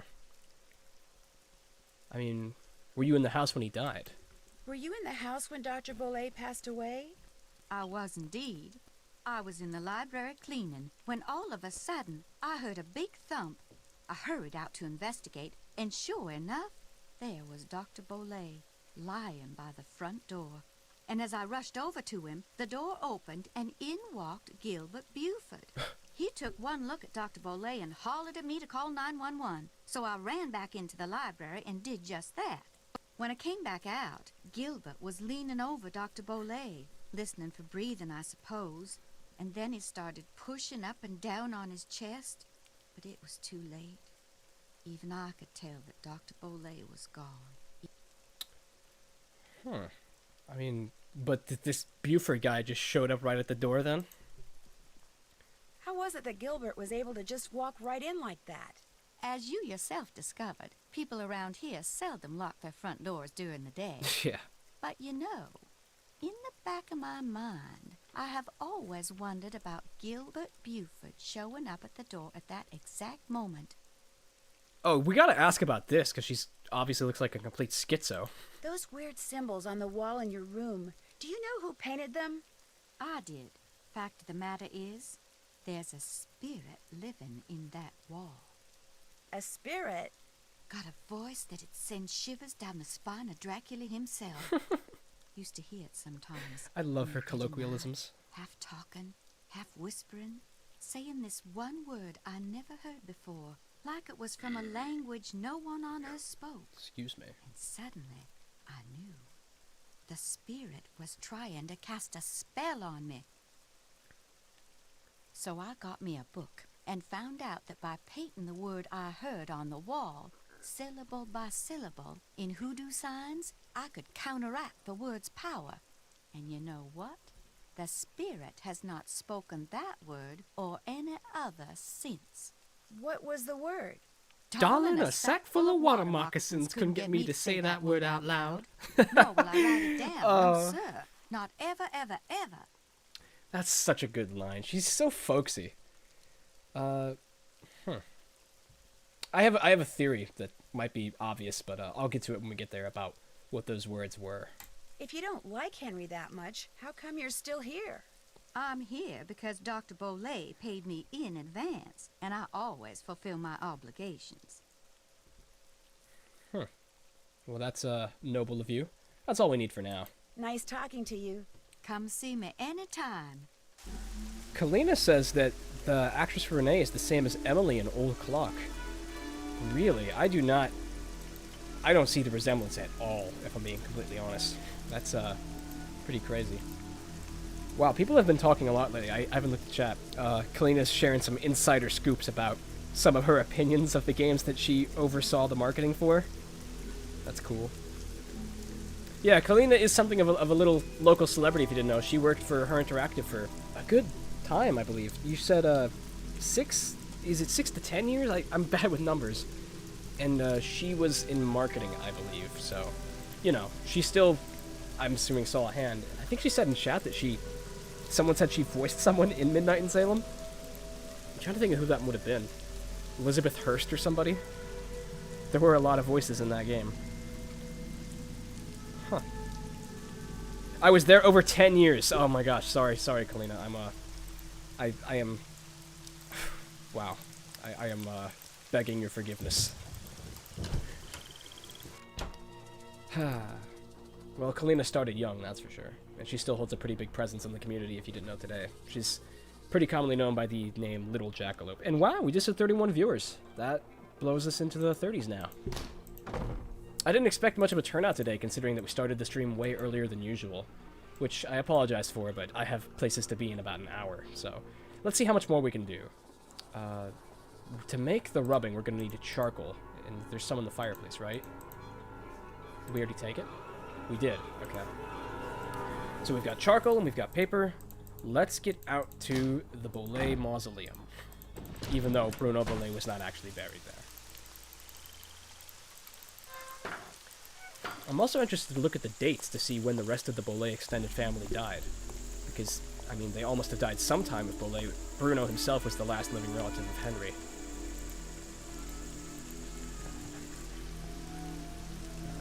Crossbones on the flowers. I love that flower decal. It looks like the Mystery Machine from Scooby-Doo. I feel like the story of how Mid became a mess could be a Netflix documentary, says Usagi. It's funny you mentioned that, because in my classes, I don't know if I mentioned off, but I'm an FMA student at Cleveland State for the film school. We just watched a documentary called Lost in La Mancha. It was about Terry Gilliam, who was one of the Monty Python guys, the American, who was an artist, and he made Brazil, and he made a couple other movies that I also haven't seen. And he was making a movie called The Man Who Killed Don Quixote that was, you know, a very far-fetched artistic picture about Don Quixote, which is an old Spanish story that was very, very popular in its time, and still today.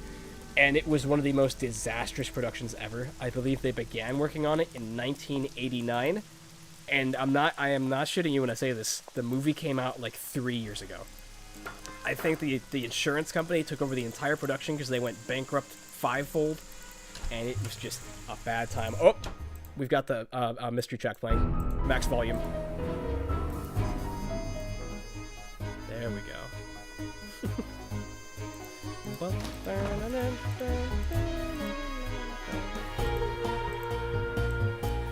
I'll just be quiet. I love this song.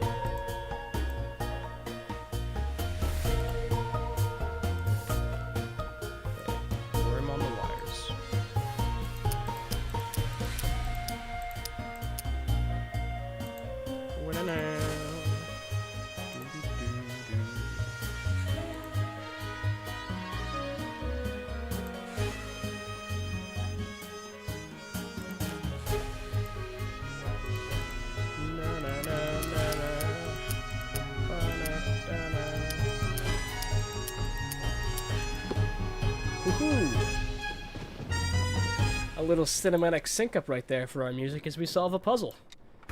Alright, now I'll bring the music back down to tolerable settings. God, I love the legend track, though. Well, hey, we have the key, presumably, to the crypt now. All it took was a little rubbing puzzle.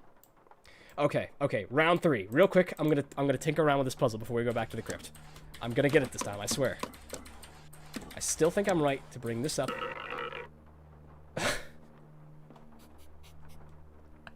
Reset. Okay.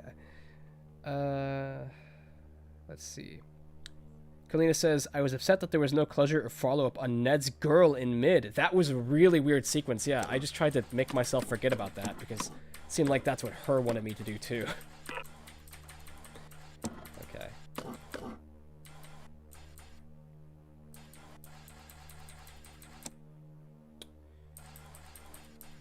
Trying to do a little more thinking about how I can manipulate this. Oh, hold up. I think I've got something. If I bring that there... Wait. Okay. For the sake of progress, I'm going to sacrifice one of these balls. So that one I'm just going to put down there. I'm going to bring this up here. And I've already messed up. Okay. I thought I had something there, but evidently not.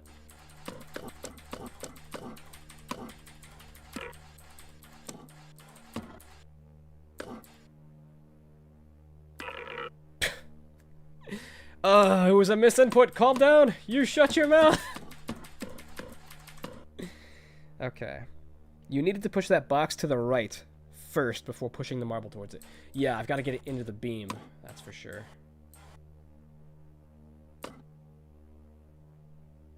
Oh, I never brought it up, did I? I think I can still... No, I can't even fix that. Oh, man. This junior detective, this is already difficult enough. On senior, it's just nightmarish. What if I do this?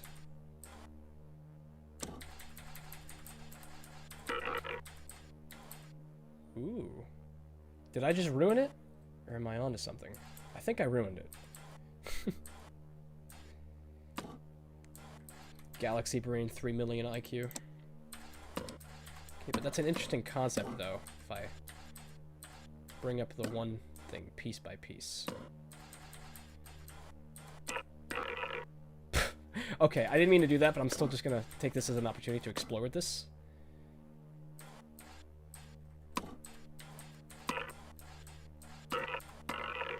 Okay, God. Okay, that's another mess up then. Okay,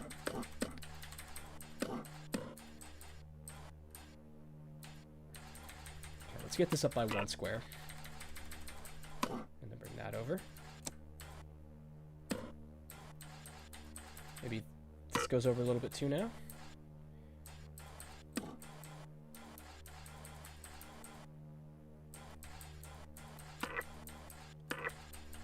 Okay, this is a new lineup I've never had before. But I don't think it's going to help me. Yeah, because I can't bring that damn piece down now. My main complaint with this game is that the puzzles are too hard, says Ethan, and I can never solve them. But other than that, I love this one. I feel like, I mean, Senior Detective, some of the puzzles are too hard. I mean, you know, too hard is a relative term, of course. I think that this is one of the best entries for puzzles, hands down. It's really challenging all around, which is why it makes for such a good replay.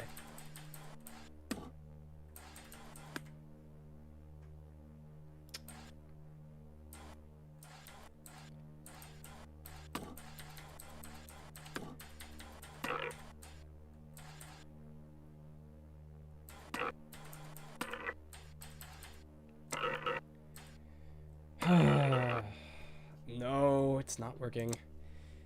I need to be able to get, like, a lineup of sorts. I need to visualize this in my head. There has to be a way to get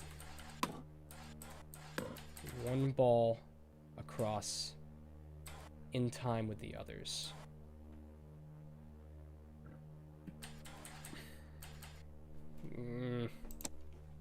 What messes with me is why there's so many weird stuff going on in the back over here. Makes me feel like that there's some element that I'm missing.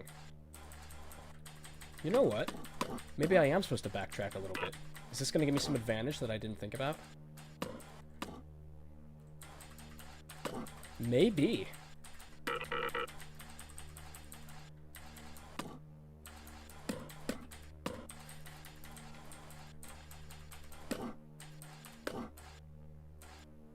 No, I should have brought up the little marble first. Damn it. Okay, but I'm gonna play around with that real quick before I move on.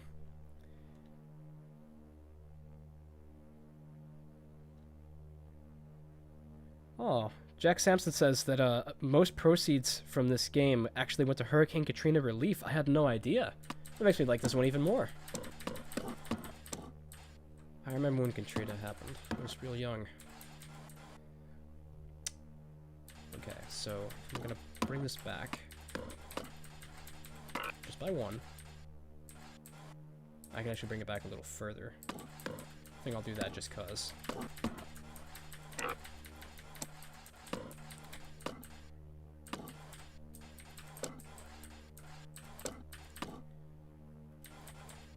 No, I need to have it one higher. And before I butt this into the yellow, I'm gonna try to put it right there. Wait, no, if I do that, I'll completely mess it up. It has to be down one lower. Oh, no!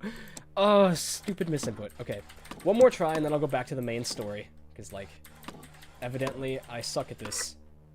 Okay, that didn't count. That did not count. That was not my one try.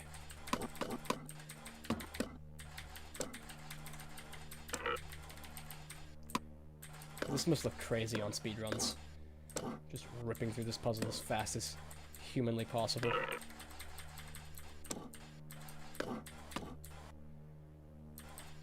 Okay.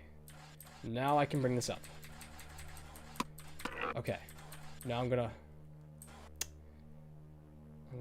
pump this forward into here, and I'm gonna bring this one in. Okay, I think we're making progress. Now I'm gonna put that there. This up top. This here. Okay, finally doing something with this puzzle. Oh, wait.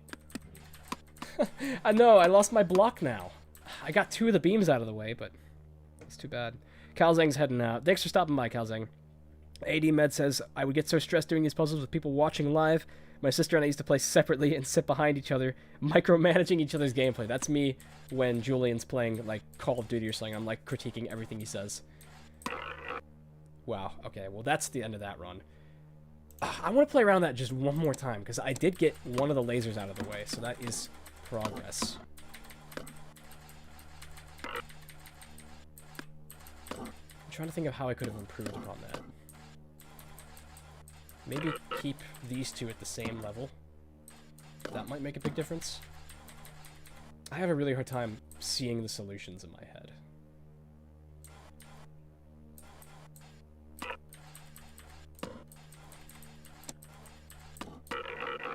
Ugh. Okay, I'm just gonna ignore that for now. So I punch this forward, bring this in, and then I guess I have to send this one up top.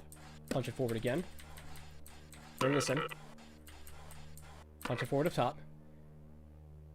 Yeah, I think we might have it now. Okay, one more try. Because I keep on hitting them with a classic misinput. I need these two to be on the same row. Okay. It's this ball right here, the one I'm right next to, that's a difficult. Come on. Okay, I'm just gonna start using the mouse again, because I feel like I don't mess up as up. No, definitely keys. I feel like the mouse is just gonna mess me up even more.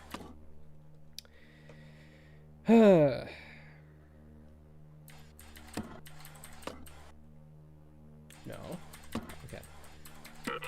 I know if I come back later, I'll probably forget all the leads I made now.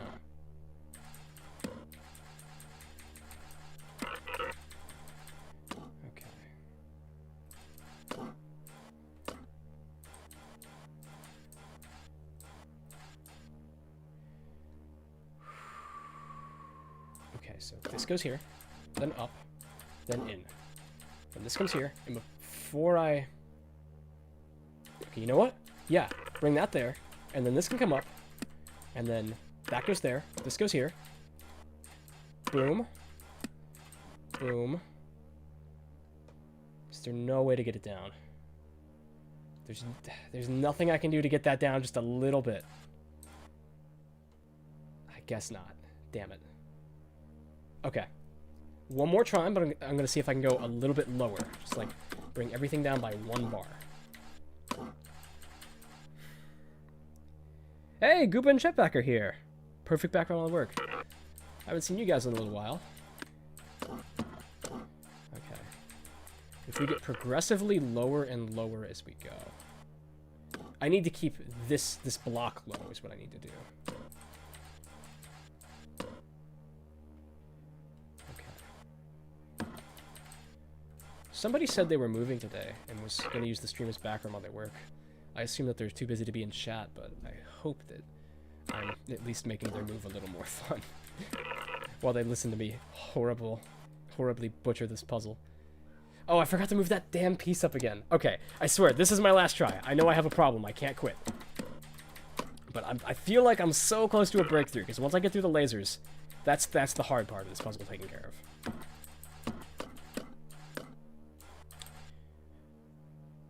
You know what? What if I just, like... I'll just bring that piece up right there.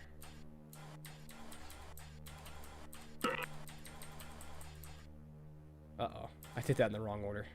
Okay, now I see why I didn't sequence break that before.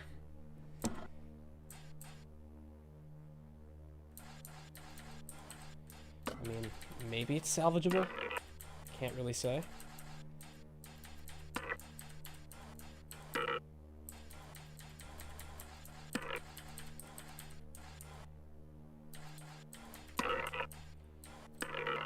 Okay, yeah. I need to walk away. I need to walk away. It's not happening. Let's just go out to the crypt. Oh, 33 viewers. Kalina's heading out. Gotta plant some flowers before it rains. I understand. The Renee Amond grind. The grind never stops. Hey, Henry's gone. We can't look through his things, can we? There's some things... I guess we could have always looked at these, but we never did.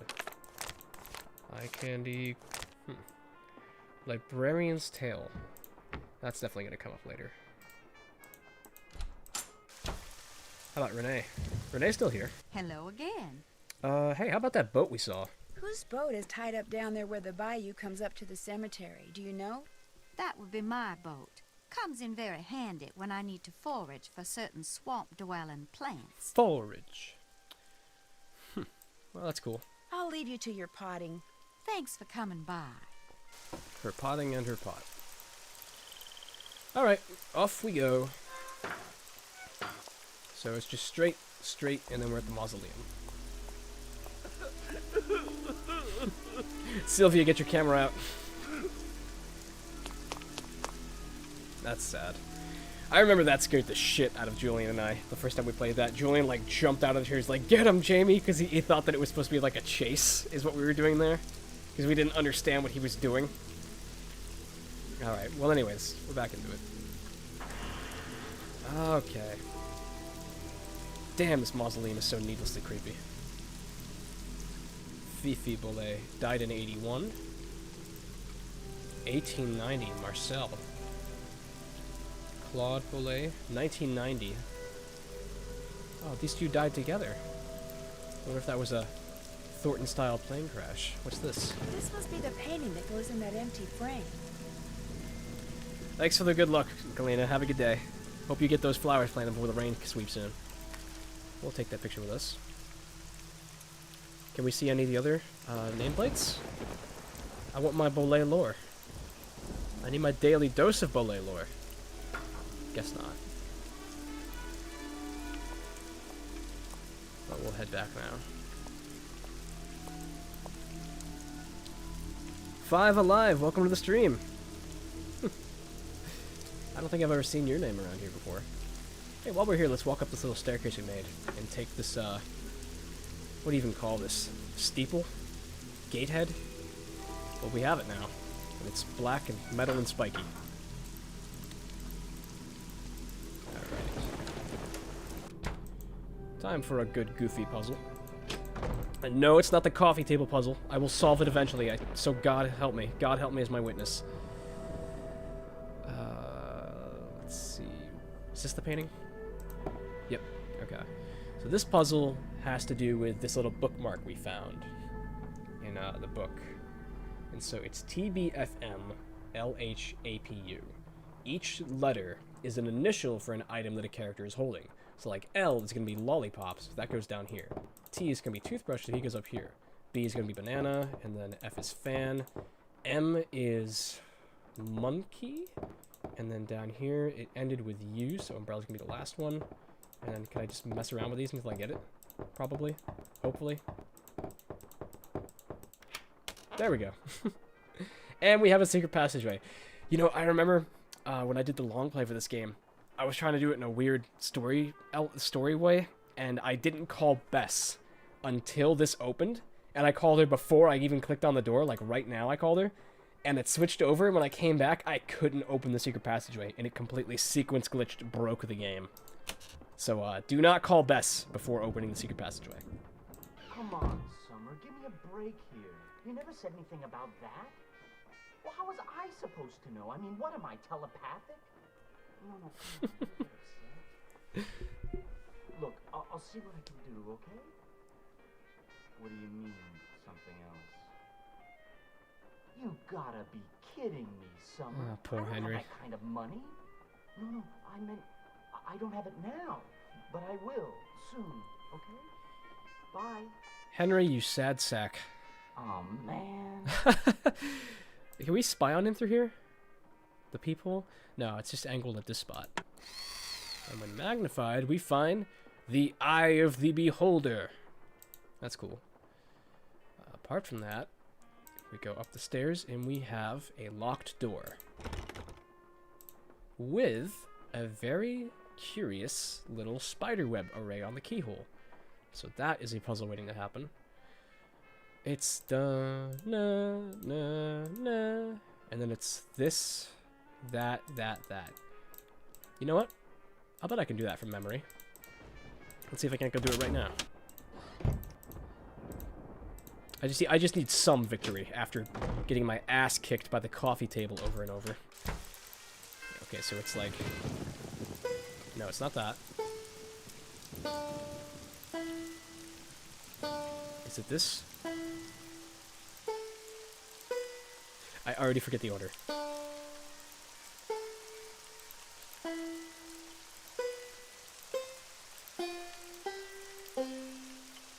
There we go.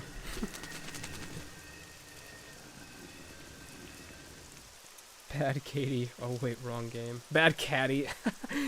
Alright, there we go, another key. Okay. So, I think we're due for a couple phone calls, really. Let's see if we can talk to Henry about that slightly traumatic experience, and then his girlfriend giving him a call. Yes. No, I guess there's nothing. I'll check back with you later. Awesome. Skylarville says, I called Bess after indulging in puzzles on my first playthrough of the game. It made me not understand the purpose of the puzzles and made me dislike the game. In my opinion, you have to call Bess early in this game. Yeah, it's interesting because a lot of times people forget to call Bess if they're playing for the first time because, you know, all the time people associate her with just being a throwaway character just to get hints from. Alright, there's a lot of stuff we can do right now. I'm not sure if I want to go into the study just yet.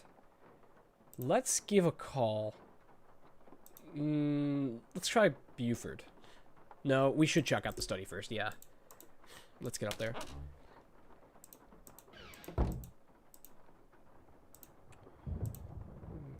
Wabba wabba. And we're in. So this is the hidden study of Dr. Bruno Bollet. And boy, does he have a lot of weird shit up here. Eyeballs galore, of course. Old farm radio from the ranch. Middle C. Middle C.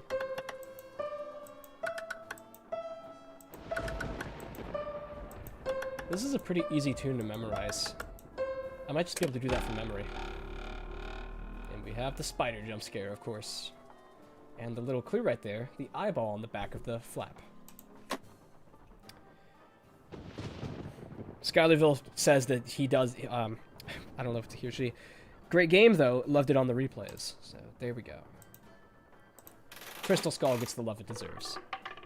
And some very old gumballs. Don't mind if I do. I don't know if Nancy can... What? Calm down, Nancy. Contain yourself. It's just gum. I don't know if Nancy can do a game over or like vomit sequence there like she can with anything else. Skee-Ball! we'll have to do Skee-Ball in a minute. But first, I think it's appropriate that we have a look at the painting here of the Kraken. Here we go. Nuclear. This must be where I'm supposed to put all the glass eyes I've found. Let's see how we're doing. Don't eat random things you find in hidden rooms. Oh my god, we only have 4 glass eyes. I really thought we were doing better than that. Shit. Yeah, we need to make some progress, and we need to make it right now. Alright, real quick, glass eye frenzy. Here's an easy one we can get. Gotcha. Okay, that's 5 glass eyes now. What else is easy to get in here? We've got this monstrosity, but this puzzle's a little tricky to solve. Alright. D, moo, moo, moo, do, moo. So my theory, I mentioned this earlier, it's pretty obvious about that weird voice that Renee said she heard that was trying to cast a spell on her, the evil spirit. I think it was this creepy-ass dummy voodoo doll that Bruno would play around with, and he would, you know, punch things into it, and it would say all sorts of weird hoodoo nonsense through the wall. And Renee would interpret this as hearing a ghostly, vengeful spirit trying to cast a spell on her. When really, it was just Bruno playing around with a creepy toy. Alright, let's get into Skee-Ball. Skee-Ball's pretty straightforward. I always try to take out the back corner first. Oh, but if I hit it too hard, it'll go the wrong way. Okay, well that one's taken care of. Let's just try to never hit it again.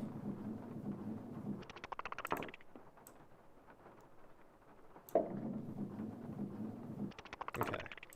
That side's doing pretty good.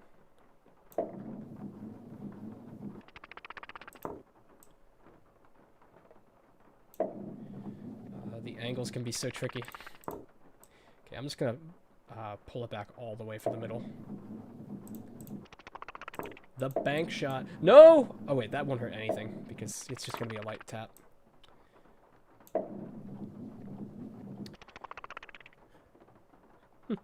Okay.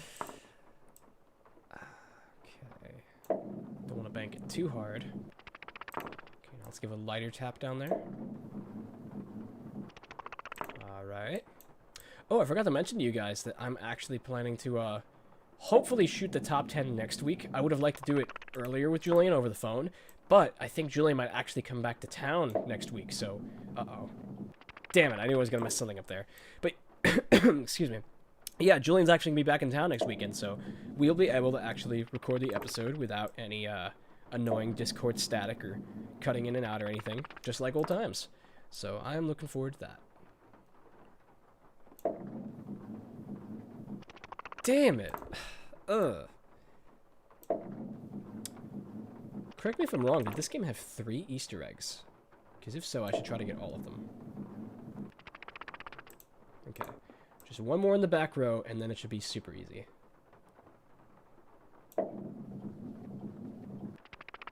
There we go. Now let's just do one here.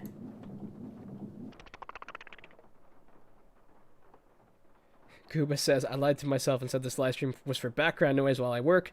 I'm clearly not working. Gooba, turn off stream right now. You're getting your shit done.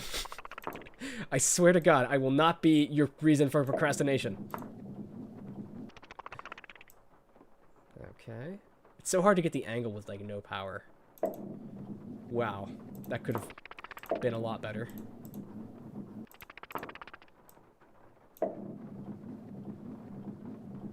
Sometimes you have to bank shot it.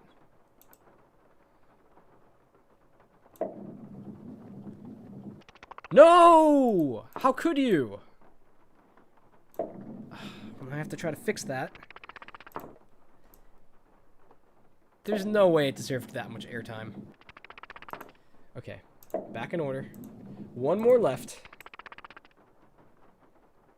This must be so damn stressful for speedrunning.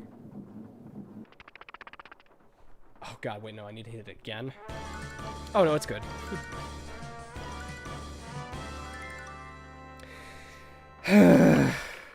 Zach, I should ban you from the channel for saying that. I am not playing Miss Clue. I am not touching that game ever again. Please, just don't make me. I live in fear. Ah, man. Hey, we never did look at the desk over here besides the little Newton's Cradle right there. Short Stories for Tired Eyes by Bruno Bollet. Beatrice is here too. Table of contents. Time will tell. A librarian's tale. The history of Quincy T. Booker's teeth. Steps in the right direction. The key to the statues. The statues are key. And plentiful pirates and nautical nonsense. Dedicated to those who hear the whisper. I wonder what that refers to. That is a great puzzle book. I love that. On this day, November 8th, 1952, the Jolly Roger crew of New Orleans hereby invites Dr. Bruno Sinclair Bollet to join it. Sinclair! To join its hollowed ranks. Speak of this to no one save the man who championed you, and will, should you accept this invitation, serve as your sponsor during the initiation process. Dr. Gilbert Buford. We've heard that name before. Welcome all. Have a look up here. Bruno, as usual, a good time was had by all your friends and fellow Jolly Rogers, Gilbert. So that's Bruno right there. Kind of looks like Elvis, or the King from New Vegas from a side profile. And shaking hands with the red ascot skeleton man, who we are all too familiar with. Aw, from Gilbert. That's cute. Calendar. 2000... What does that say? 7, I'm guessing? 2007. Shiver Parlor House. Monday the 22nd. Skull and Crossbones. And another one. Arg, Chateau. Screw March then, I guess. April. We have another meeting here. Iridescent Pearl West Bank. May 31st? That's today. Gasp! Scuttle Bones, Rampart and Dumaine. That's the street that Bess is on. So there is clan activity in this area. For real, that'll be a great puzzle for later. Ooh, this is the lair of the iguana, isn't it? Here, Iggy, Iggy, Iggy. Yep. Ethan, I think it's called Placing It Kitty Corner, but I agree it should be banned. What did Ethan say? Scariest thing in the ND series is the fact that someone put the bed in Nancy's room in Message on a High Mansion sticking out of a corner rather than against the wall. That is a bit strange. It's an interesting furniture design, I'll give it that. I hate this. I hate looking at this, and I hate the puzzle that it has to do with. There's like nothing less pleasant than just staring into a gaping human mouth like that. Yeah. Well, then I think we're ready to get out of here. I think we've got a couple of phone calls to make. Let's see. Let's begin with...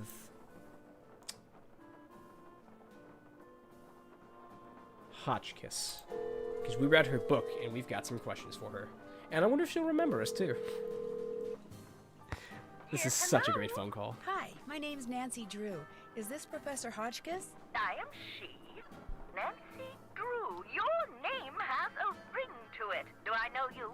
Yes, as a matter of fact, we met a little while back in Wisconsin.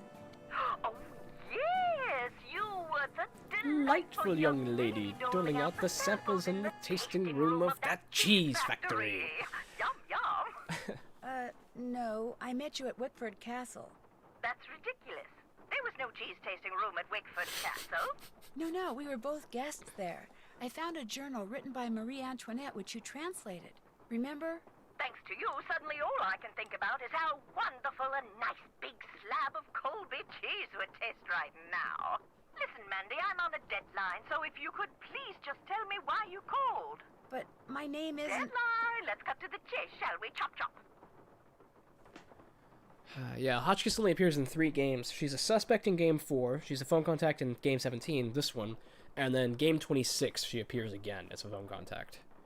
Here we go. Did a man from New Orleans named Bruno Bollet ever call you? Ah, now there's a name you can remember. Bollet. Nice and French. I'm a scholar of French history, you know. Yes, I know. So did Bruno Bollet call you? Indeed he did. Oui, oui. And what did he have to... How long ago was this? How long ago was that? Do you remember? 2, perhaps 3 years ago, he had just read my book, The Crystal Skulls. Fact or fable, one of my best efforts.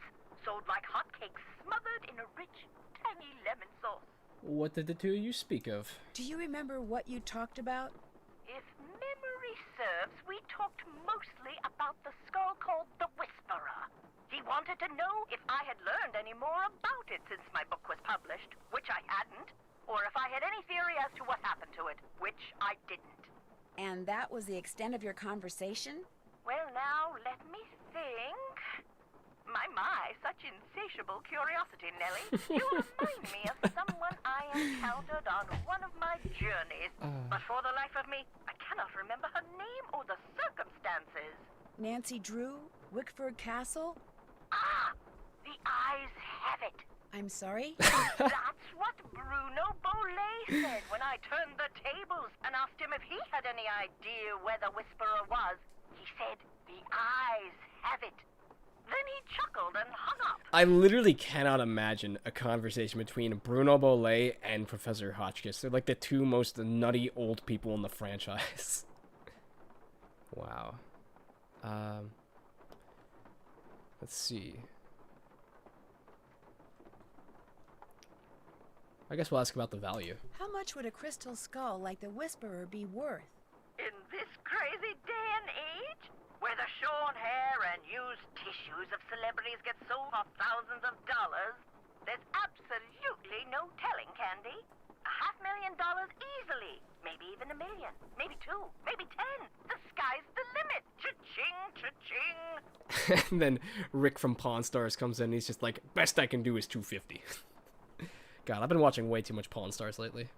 If someone found a skull made of crystal, how could they be sure it's one of the crystal skulls? Wonderful question, Francie. How indeed? Because there are sure to be thousands of fakes out there. Perhaps tens of thousands. But remember, the real skulls were made long before the tools commonly used for carving today were invented. Which means, let's put on our thinking caps. If tests show that a This is skull is fascinating. only a couple of 100 years old, then it's a fake?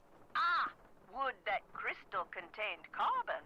Because if it did, carbon dating could be used to determine its age, much like carbon dating is employed to determine the age of bones and religious relics. But what is crystal? Quartz. What is quartz? Silicon dioxide. No carbon. No carbon, no carbon dating. No, to determine a crystal skull's authenticity, you must examine it for marks left behind by modern-day tools. Mind you, the marks on a good fake would be microscopic and thus imperceptible to the human eye. However, any thorough laboratory analysis would quickly unmask a counterfeit. So the only way to prove that a skull is the real deal is by proving it's not a fake? And by examining its provenance, its history of ownership. If it can be shown that a particular specimen has been passed along from antiquity into modern times and didn't just suddenly appear in, say, Germany in the mid-19th century, that would tend to support its authenticity as well. Well, I mean, there's other claims with the skull, too. Like, immortality.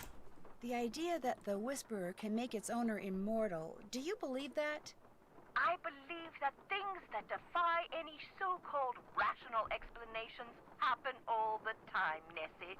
Now, does that mean there are mysterious external forces at work in the universe of which we do not and cannot ever have full knowledge? Or does it all boil down to us? If the human heart desperately wants something to be true, does the human mind have the power to make it true? Beautiful. Who knows? Oh, questions, questions, questions. Oh, how dreary life would be without them. This will be the last thing we ask her. In your book, you said that all the people who've ever owned the Whisperer were murdered, yet Bruno Bollet dropped dead of a heart attack. Are you saying the Whisperer was in his possession after all? The scallywag! Why didn't he tell me that? Oh, that's right, I would have hung up on him. Well, if that's the case, then I strongly suggest you take a close look at his so-called heart attack, Sandy. Because if he owned the skull and he died, I guarantee you it was at the hands of someone else. Or my name's not Beatrice Gertrude Winifred Hotchkiss. Bravo, Professor. That's all we need to know. I better go. Thank you. Rock and roll! God, I love talking to her so much. Alright. Probably gonna do another good 30 minutes or so, because I do gotta get moving. I got some places to be.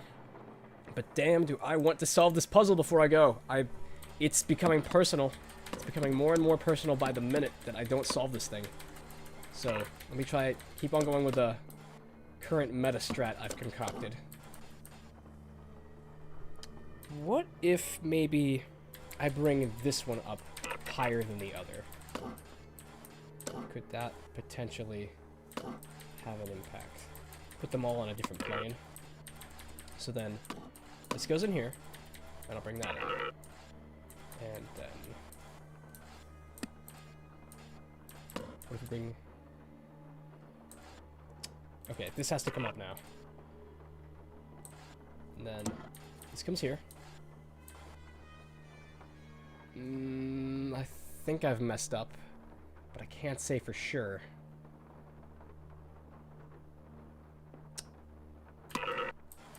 We've got 3 of them down, but like now there's literally no way I can get my block out of here. Okay, I'm making strides. I'm gonna do it, people. Cole Degenstein just showed up. We got about 30 minutes left to stream, Cole, but glad you made it. Okay, I can do it. I can pull it off. I've been so long since I saw this on Senior Detective, but I can do it. I can totally do it. I think maybe I just got a tiny step wrong and I had the layout right.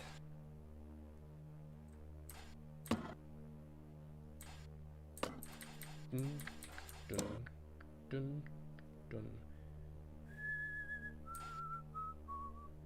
I think I already messed that up though.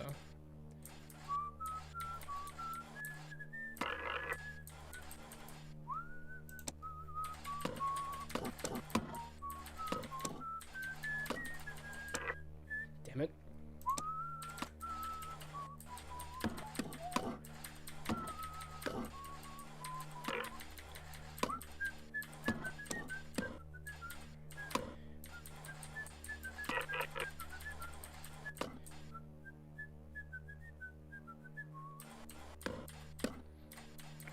Okay. So, if I...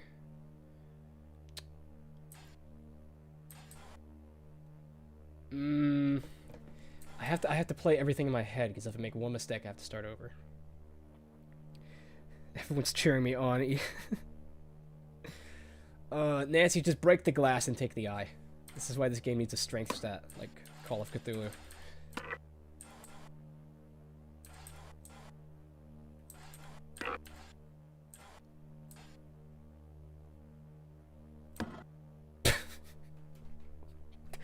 Okay, restart.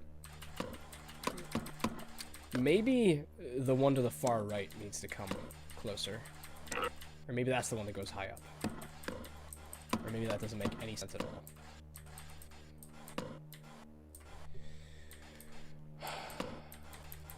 Yeah, okay, I already messed up for one thing because I brought it right up to the wall. My keyboard clicking is probably so damn loud when I do this.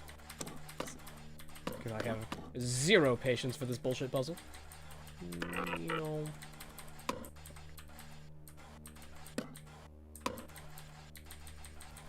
Okay, let's try to do what I did the first time, where this will go all the way to there, and then I bring this in. Now this is where it's do or die, I think.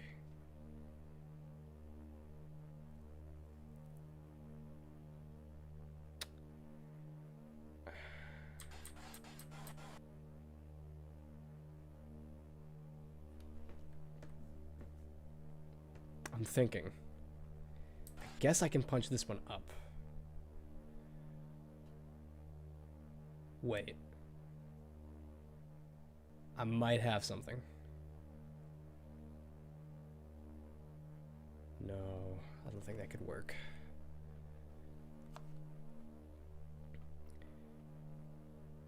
Nancy destroyed part of a historical French tower to get puzzle pieces, but she will not break one freaking coffee table. Oh, it's a dead man's coffee table, too. She could just pay the estate.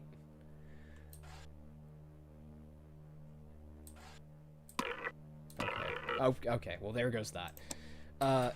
Let's mess around a little bit more with the layout. Maybe I don't need to go higher, but I need to go lower instead. So, like... No, I think it helps to have these two on the same plane, and then this one are rung lower. So we'll just bring it up by 1.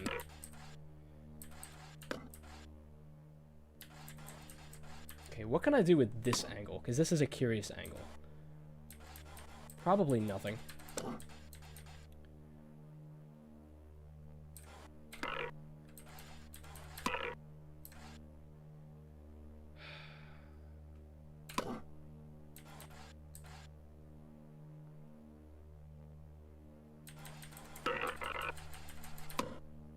Okay, well, I didn't mean to do that.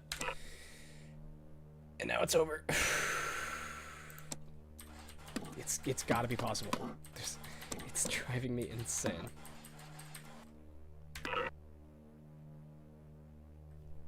You know what? Actually, what if before I knock that piece down, I start by bringing this piece up? And then that there.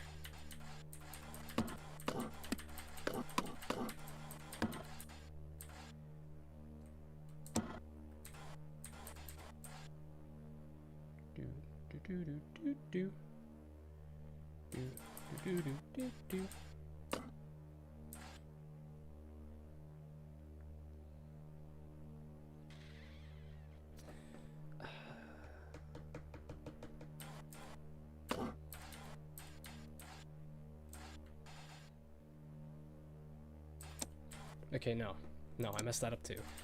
But I feel like maybe bringing that one piece up there does have an impact.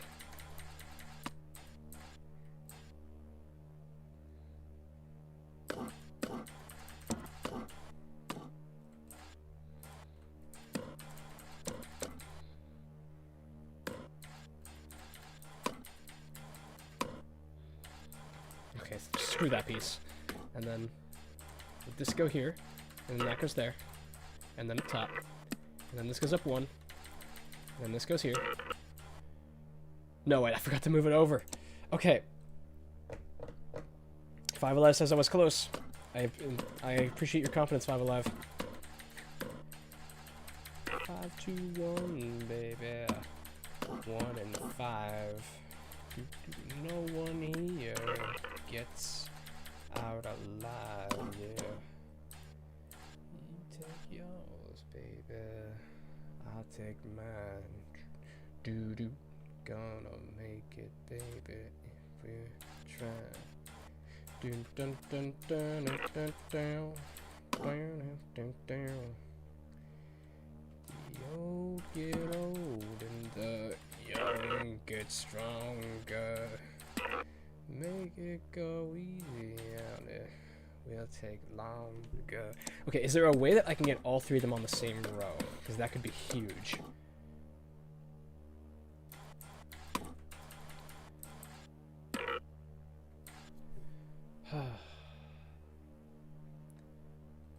Wait.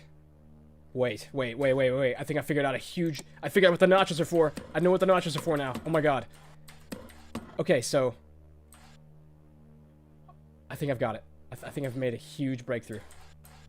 This goes up here. This goes here.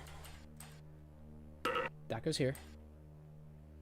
No, not quite. Okay. Oh, okay, I made a huge breakthrough. I just figured something out in my head. The way to take care of the first laser is I need to block this temporarily. This goes here, then up here, and then right there. Alright, that's a laser down. Then I can bring this piece at the bottom up. Right there. Damn it, I messed that up, but the precedent remains. So just bring this here, block the laser. This piece comes around. Yes. Yes. Double tap that. And then this piece comes up. And it goes right there. Yes. Yes. Oh, I almost messed it up again. We're through! Yes! Oh! What is that, like an overall 30 minutes throughout the stream? Okay, this goes here. And then this one goes here. And then we're through on that. And then this place is the same as it is on Junior Detective. So I'm probably gonna mess it up like once. Trying to remember how they want me to do it. This piece goes all the way down here. And that comes through here. And then down this way. And then again. And then again. And then again. And then trap myself in. And we've got it. Finally! Oh, I even said earlier I didn't know what those little notches were for, but now I figured it out. It's all about rolling that one ball to the side. I wonder if there are multiple solutions to that. Fascinating. Okay, that took me way too long to justify it. I think Nancy needs a break, so let's go ahead and transition over to the best side of things. First, we'll call Buford.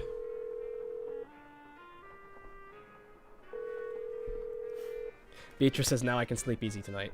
You're welcome. This is Dr. Gilbert Buford's answering service. How may I help you? I need to talk to Dr. Buford. Cajun Could you Logan. maybe give me a number where I can reach him? No, ma'am, I cannot. Is this an emergency? Sort of. I mean, it's not a medical emergency.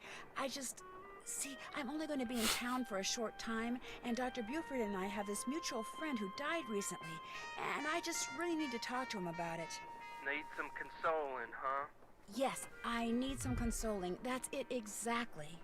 Well, tell you what. It's against the rules to give you his phone number, but I can tell you that now that he's all but retired, Dr. Buford spends most of his evenings at his favorite gumbo stand down in the French Quarter.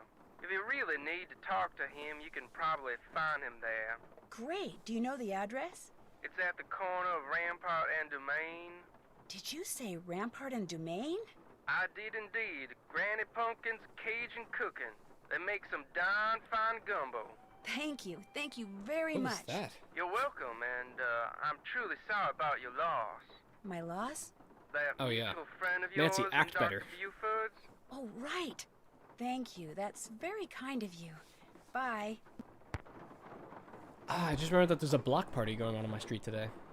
So there might be some impending noises from people setting up. Well, let's give Bess a cab and sick him on this old man. Or sick her on this old man.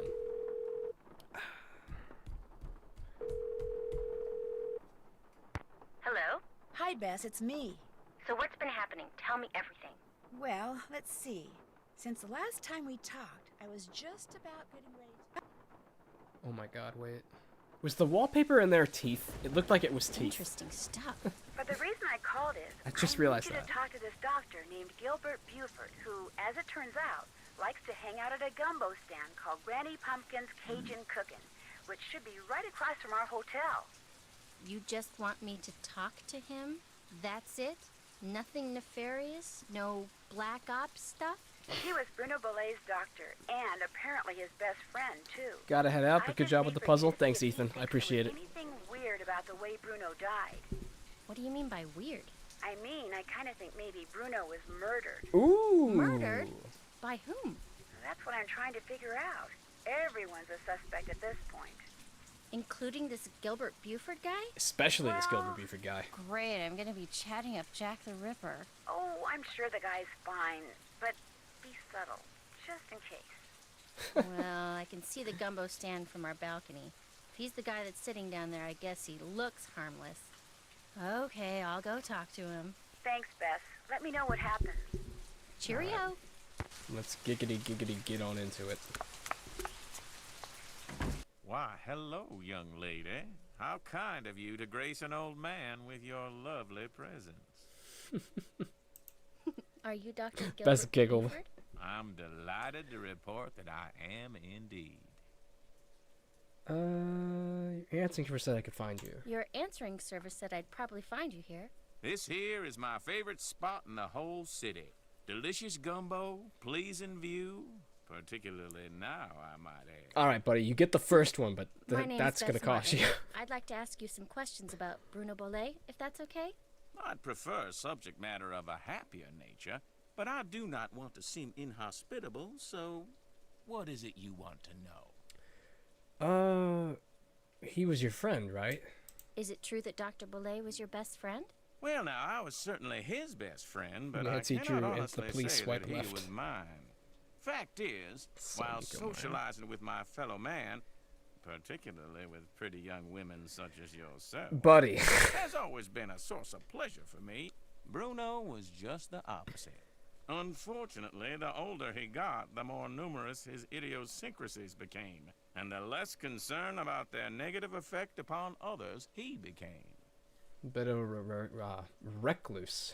How exactly did he die? He died of a myocardial infarction, most likely caused by age-related atherosclerosis. Dying of a heart attack is all too common for people who are socially isolated, and Bruno Boulay had most certainly become that. How about an autopsy report? Did they do an autopsy on Dr. Boulay? No. Given Bruno's advanced age and the absence of any indication of foul play, an autopsy was deemed unnecessary, and the body was cremated according to Bruno's wishes.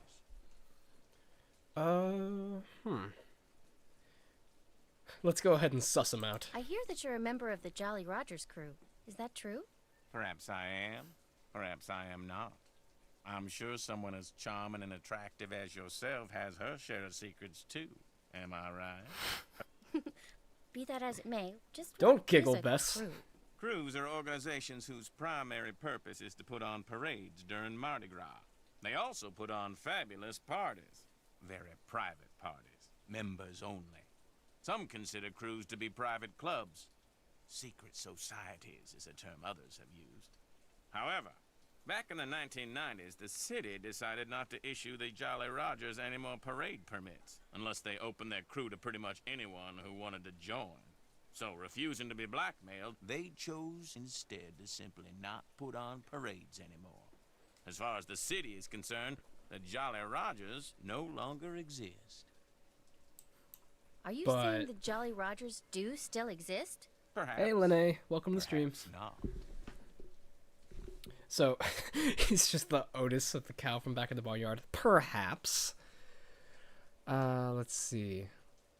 Let's ask if he knows about Renee. Dr. Boulay's housekeeper says you just happened to walk in just as he was having his heart attack. Is that true? Indeed it is. I hadn't seen him for a while, so I picked that day to pay him a visit. I walked up to the front door, found it unlocked as usual, opened it, and there he was, lying on the floor in obvious distress. The next thing I know, his housekeeper came running in and started shrieking and carrying on, until finally I sent her out of the room so she could summon an ambulance, and I could once again hear myself think. Then well, let's see. Then I knelt down and saw that he wasn't breathing. So I pulled him away from the doorway so I'd have more room to work on him, and began chest compressions. I continued until the medics arrived, but nothing they did made a difference either. So, he just dropped dead in the foyer, right by the front door. Why would he have a heart attack in the foyer? That's always been a bit of a puzzlement to me, too. Can you remember anything that might indicate what he was doing by the front door? I mean, had he just come in from a walk? Deep in thought. Was he wearing a hat?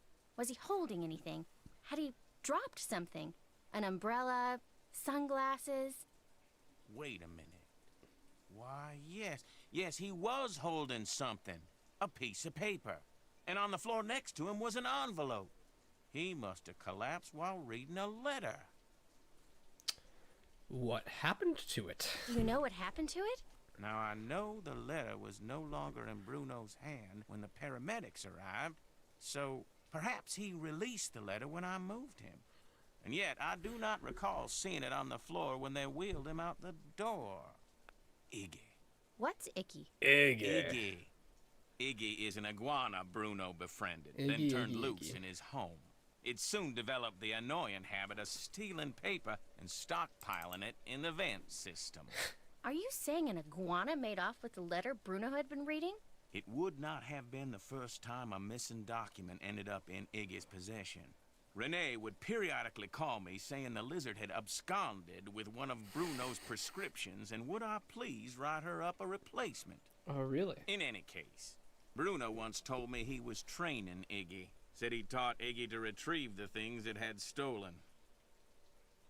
How do we know these pills really went missing, though? Do you think it's possible that Renee caused Dr. Bollet's death by, say, hoarding the pills from those missing prescriptions and giving them to him all at once? No. Had he died of an overdose of the medications I had prescribed, the manner of his death would have been quite different. But he died of a heart attack. Of that, I am certain. However, I know for a fact that Renee is deeply involved in the practice of hoodoo. You don't and say. As Bruno's housekeeper, she had ample opportunity to use it against my poor old friend. You're not serious. Young lady, never, ever underestimate the power of suggestion.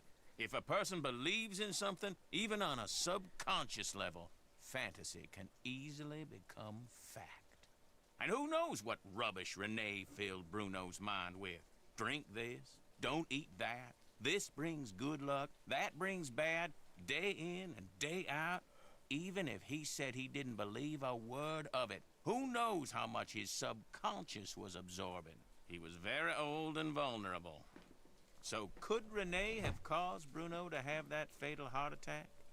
There's not a doubt in my mind she could indeed. Ooh. Sandy says we cannot be sure that Iggy is not just Dwayne Powers in an iguana suit. We should look into that. Did Dr. Bollet ever say anything to you about owning a crystal skull? Why, yes. Yes, he did. In fact, he showed it to me once. Said it had magical powers. Said owning it was going to allow him to live forever. I thought it was utter nonsense and told him so. Well, he didn't appreciate that at all. Refused to talk to me for a full 2 weeks. So we have a witness to the Whisperer right in front of us. What'd the skull look like? It was quite beautiful, actually. Life-size, perfect in form and clarity, like a diamond almost. Tell me, Miss Bess, what do you know about that crystal skull? Ooh. This friend of mine, who is also a friend of Henry Bollet, you know, Dr. Bollet's great-nephew. Anyway, while she was visiting Henry, she saw this book in Bruno's library about the legendary crystal skulls and was kind of intrigued and thought that since Henry said that you were pretty much Bruno's only friend, maybe Bruno had said something to you about it, and as it turns out, he had. That's all I know. Real smooth. I see. Well, much as I'd like to believe that skull holds the key to immortality, I'm afraid Bruno's passing proves it's worthless. Although it would make an attractive paperweight, as I recall. Tell your friend not to give it another thought. Thanks for your time. It's been a pleasure, I assure you. I always did love that talk with good old Buford. Oh, and he's left now. Interesting. Well, anyways, I think we'll go ahead and just have a chat with Zeke, just for old time's sake, see how he's holding up after the sneeze attack, and then I think I'm going to call stream for today. I think maybe we'll continue, probably next weekend, and then we'll hold a post for another next Nancy Drew stream. Maybe if I find the time in the week, I'll try to do a weekday stream, but it's probably unlikely with my new work schedule and school. So let's just go ahead and see Zeke. Sneeze, Lamont, pardon me. What's going on? Hey, let's see what he thinks about the crystal skull. In all your journeys through the wonderful world of junk, have you ever come across one of those legendary crystal skulls? What makes you ask that? You mean you have? No. I know the legend, of course, and I sure wouldn't mind getting my hands on one of those babies. I mean, I could sell it for a fortune. But no such luck. Funny. I've been thinking about those skulls lately. A lot. Really? Really? Hey, maybe we got some kind of psychic thing going here. Quick, think of a number between 1 and 10 and I'll try to guess it. You thinking of a number? Okay, 4. 9. Darn. Guess it was just a coincidence. Real slick, Bess. Maybe I'll have another look around in here. You got a question, just holler. Alrighty. Go ahead and hit save there, and we'll go ahead and type that in. Lamont is the best. Thanks for sticking around, everybody. I'm currently halfway through editing the next episode of Call of Cthulhu, if you've been tuning into that series. If you haven't, I'd highly recommend it, because it's nice and spooky, and it's got great mystery elements. And I think I'm going to start playing some of those little one-off point-and-click horror games that people suggested earlier this week in that community poll. Otherwise, stay tuned for more updates, and don't forget to vote for Holt. Thanks for watching, everybody. I had a great time. Hope you did too. Later, Beatrice. Later, everyone. See you, Sil. Usagi. Just gonna be courteous and hold the door for a moment while everyone says goodbye.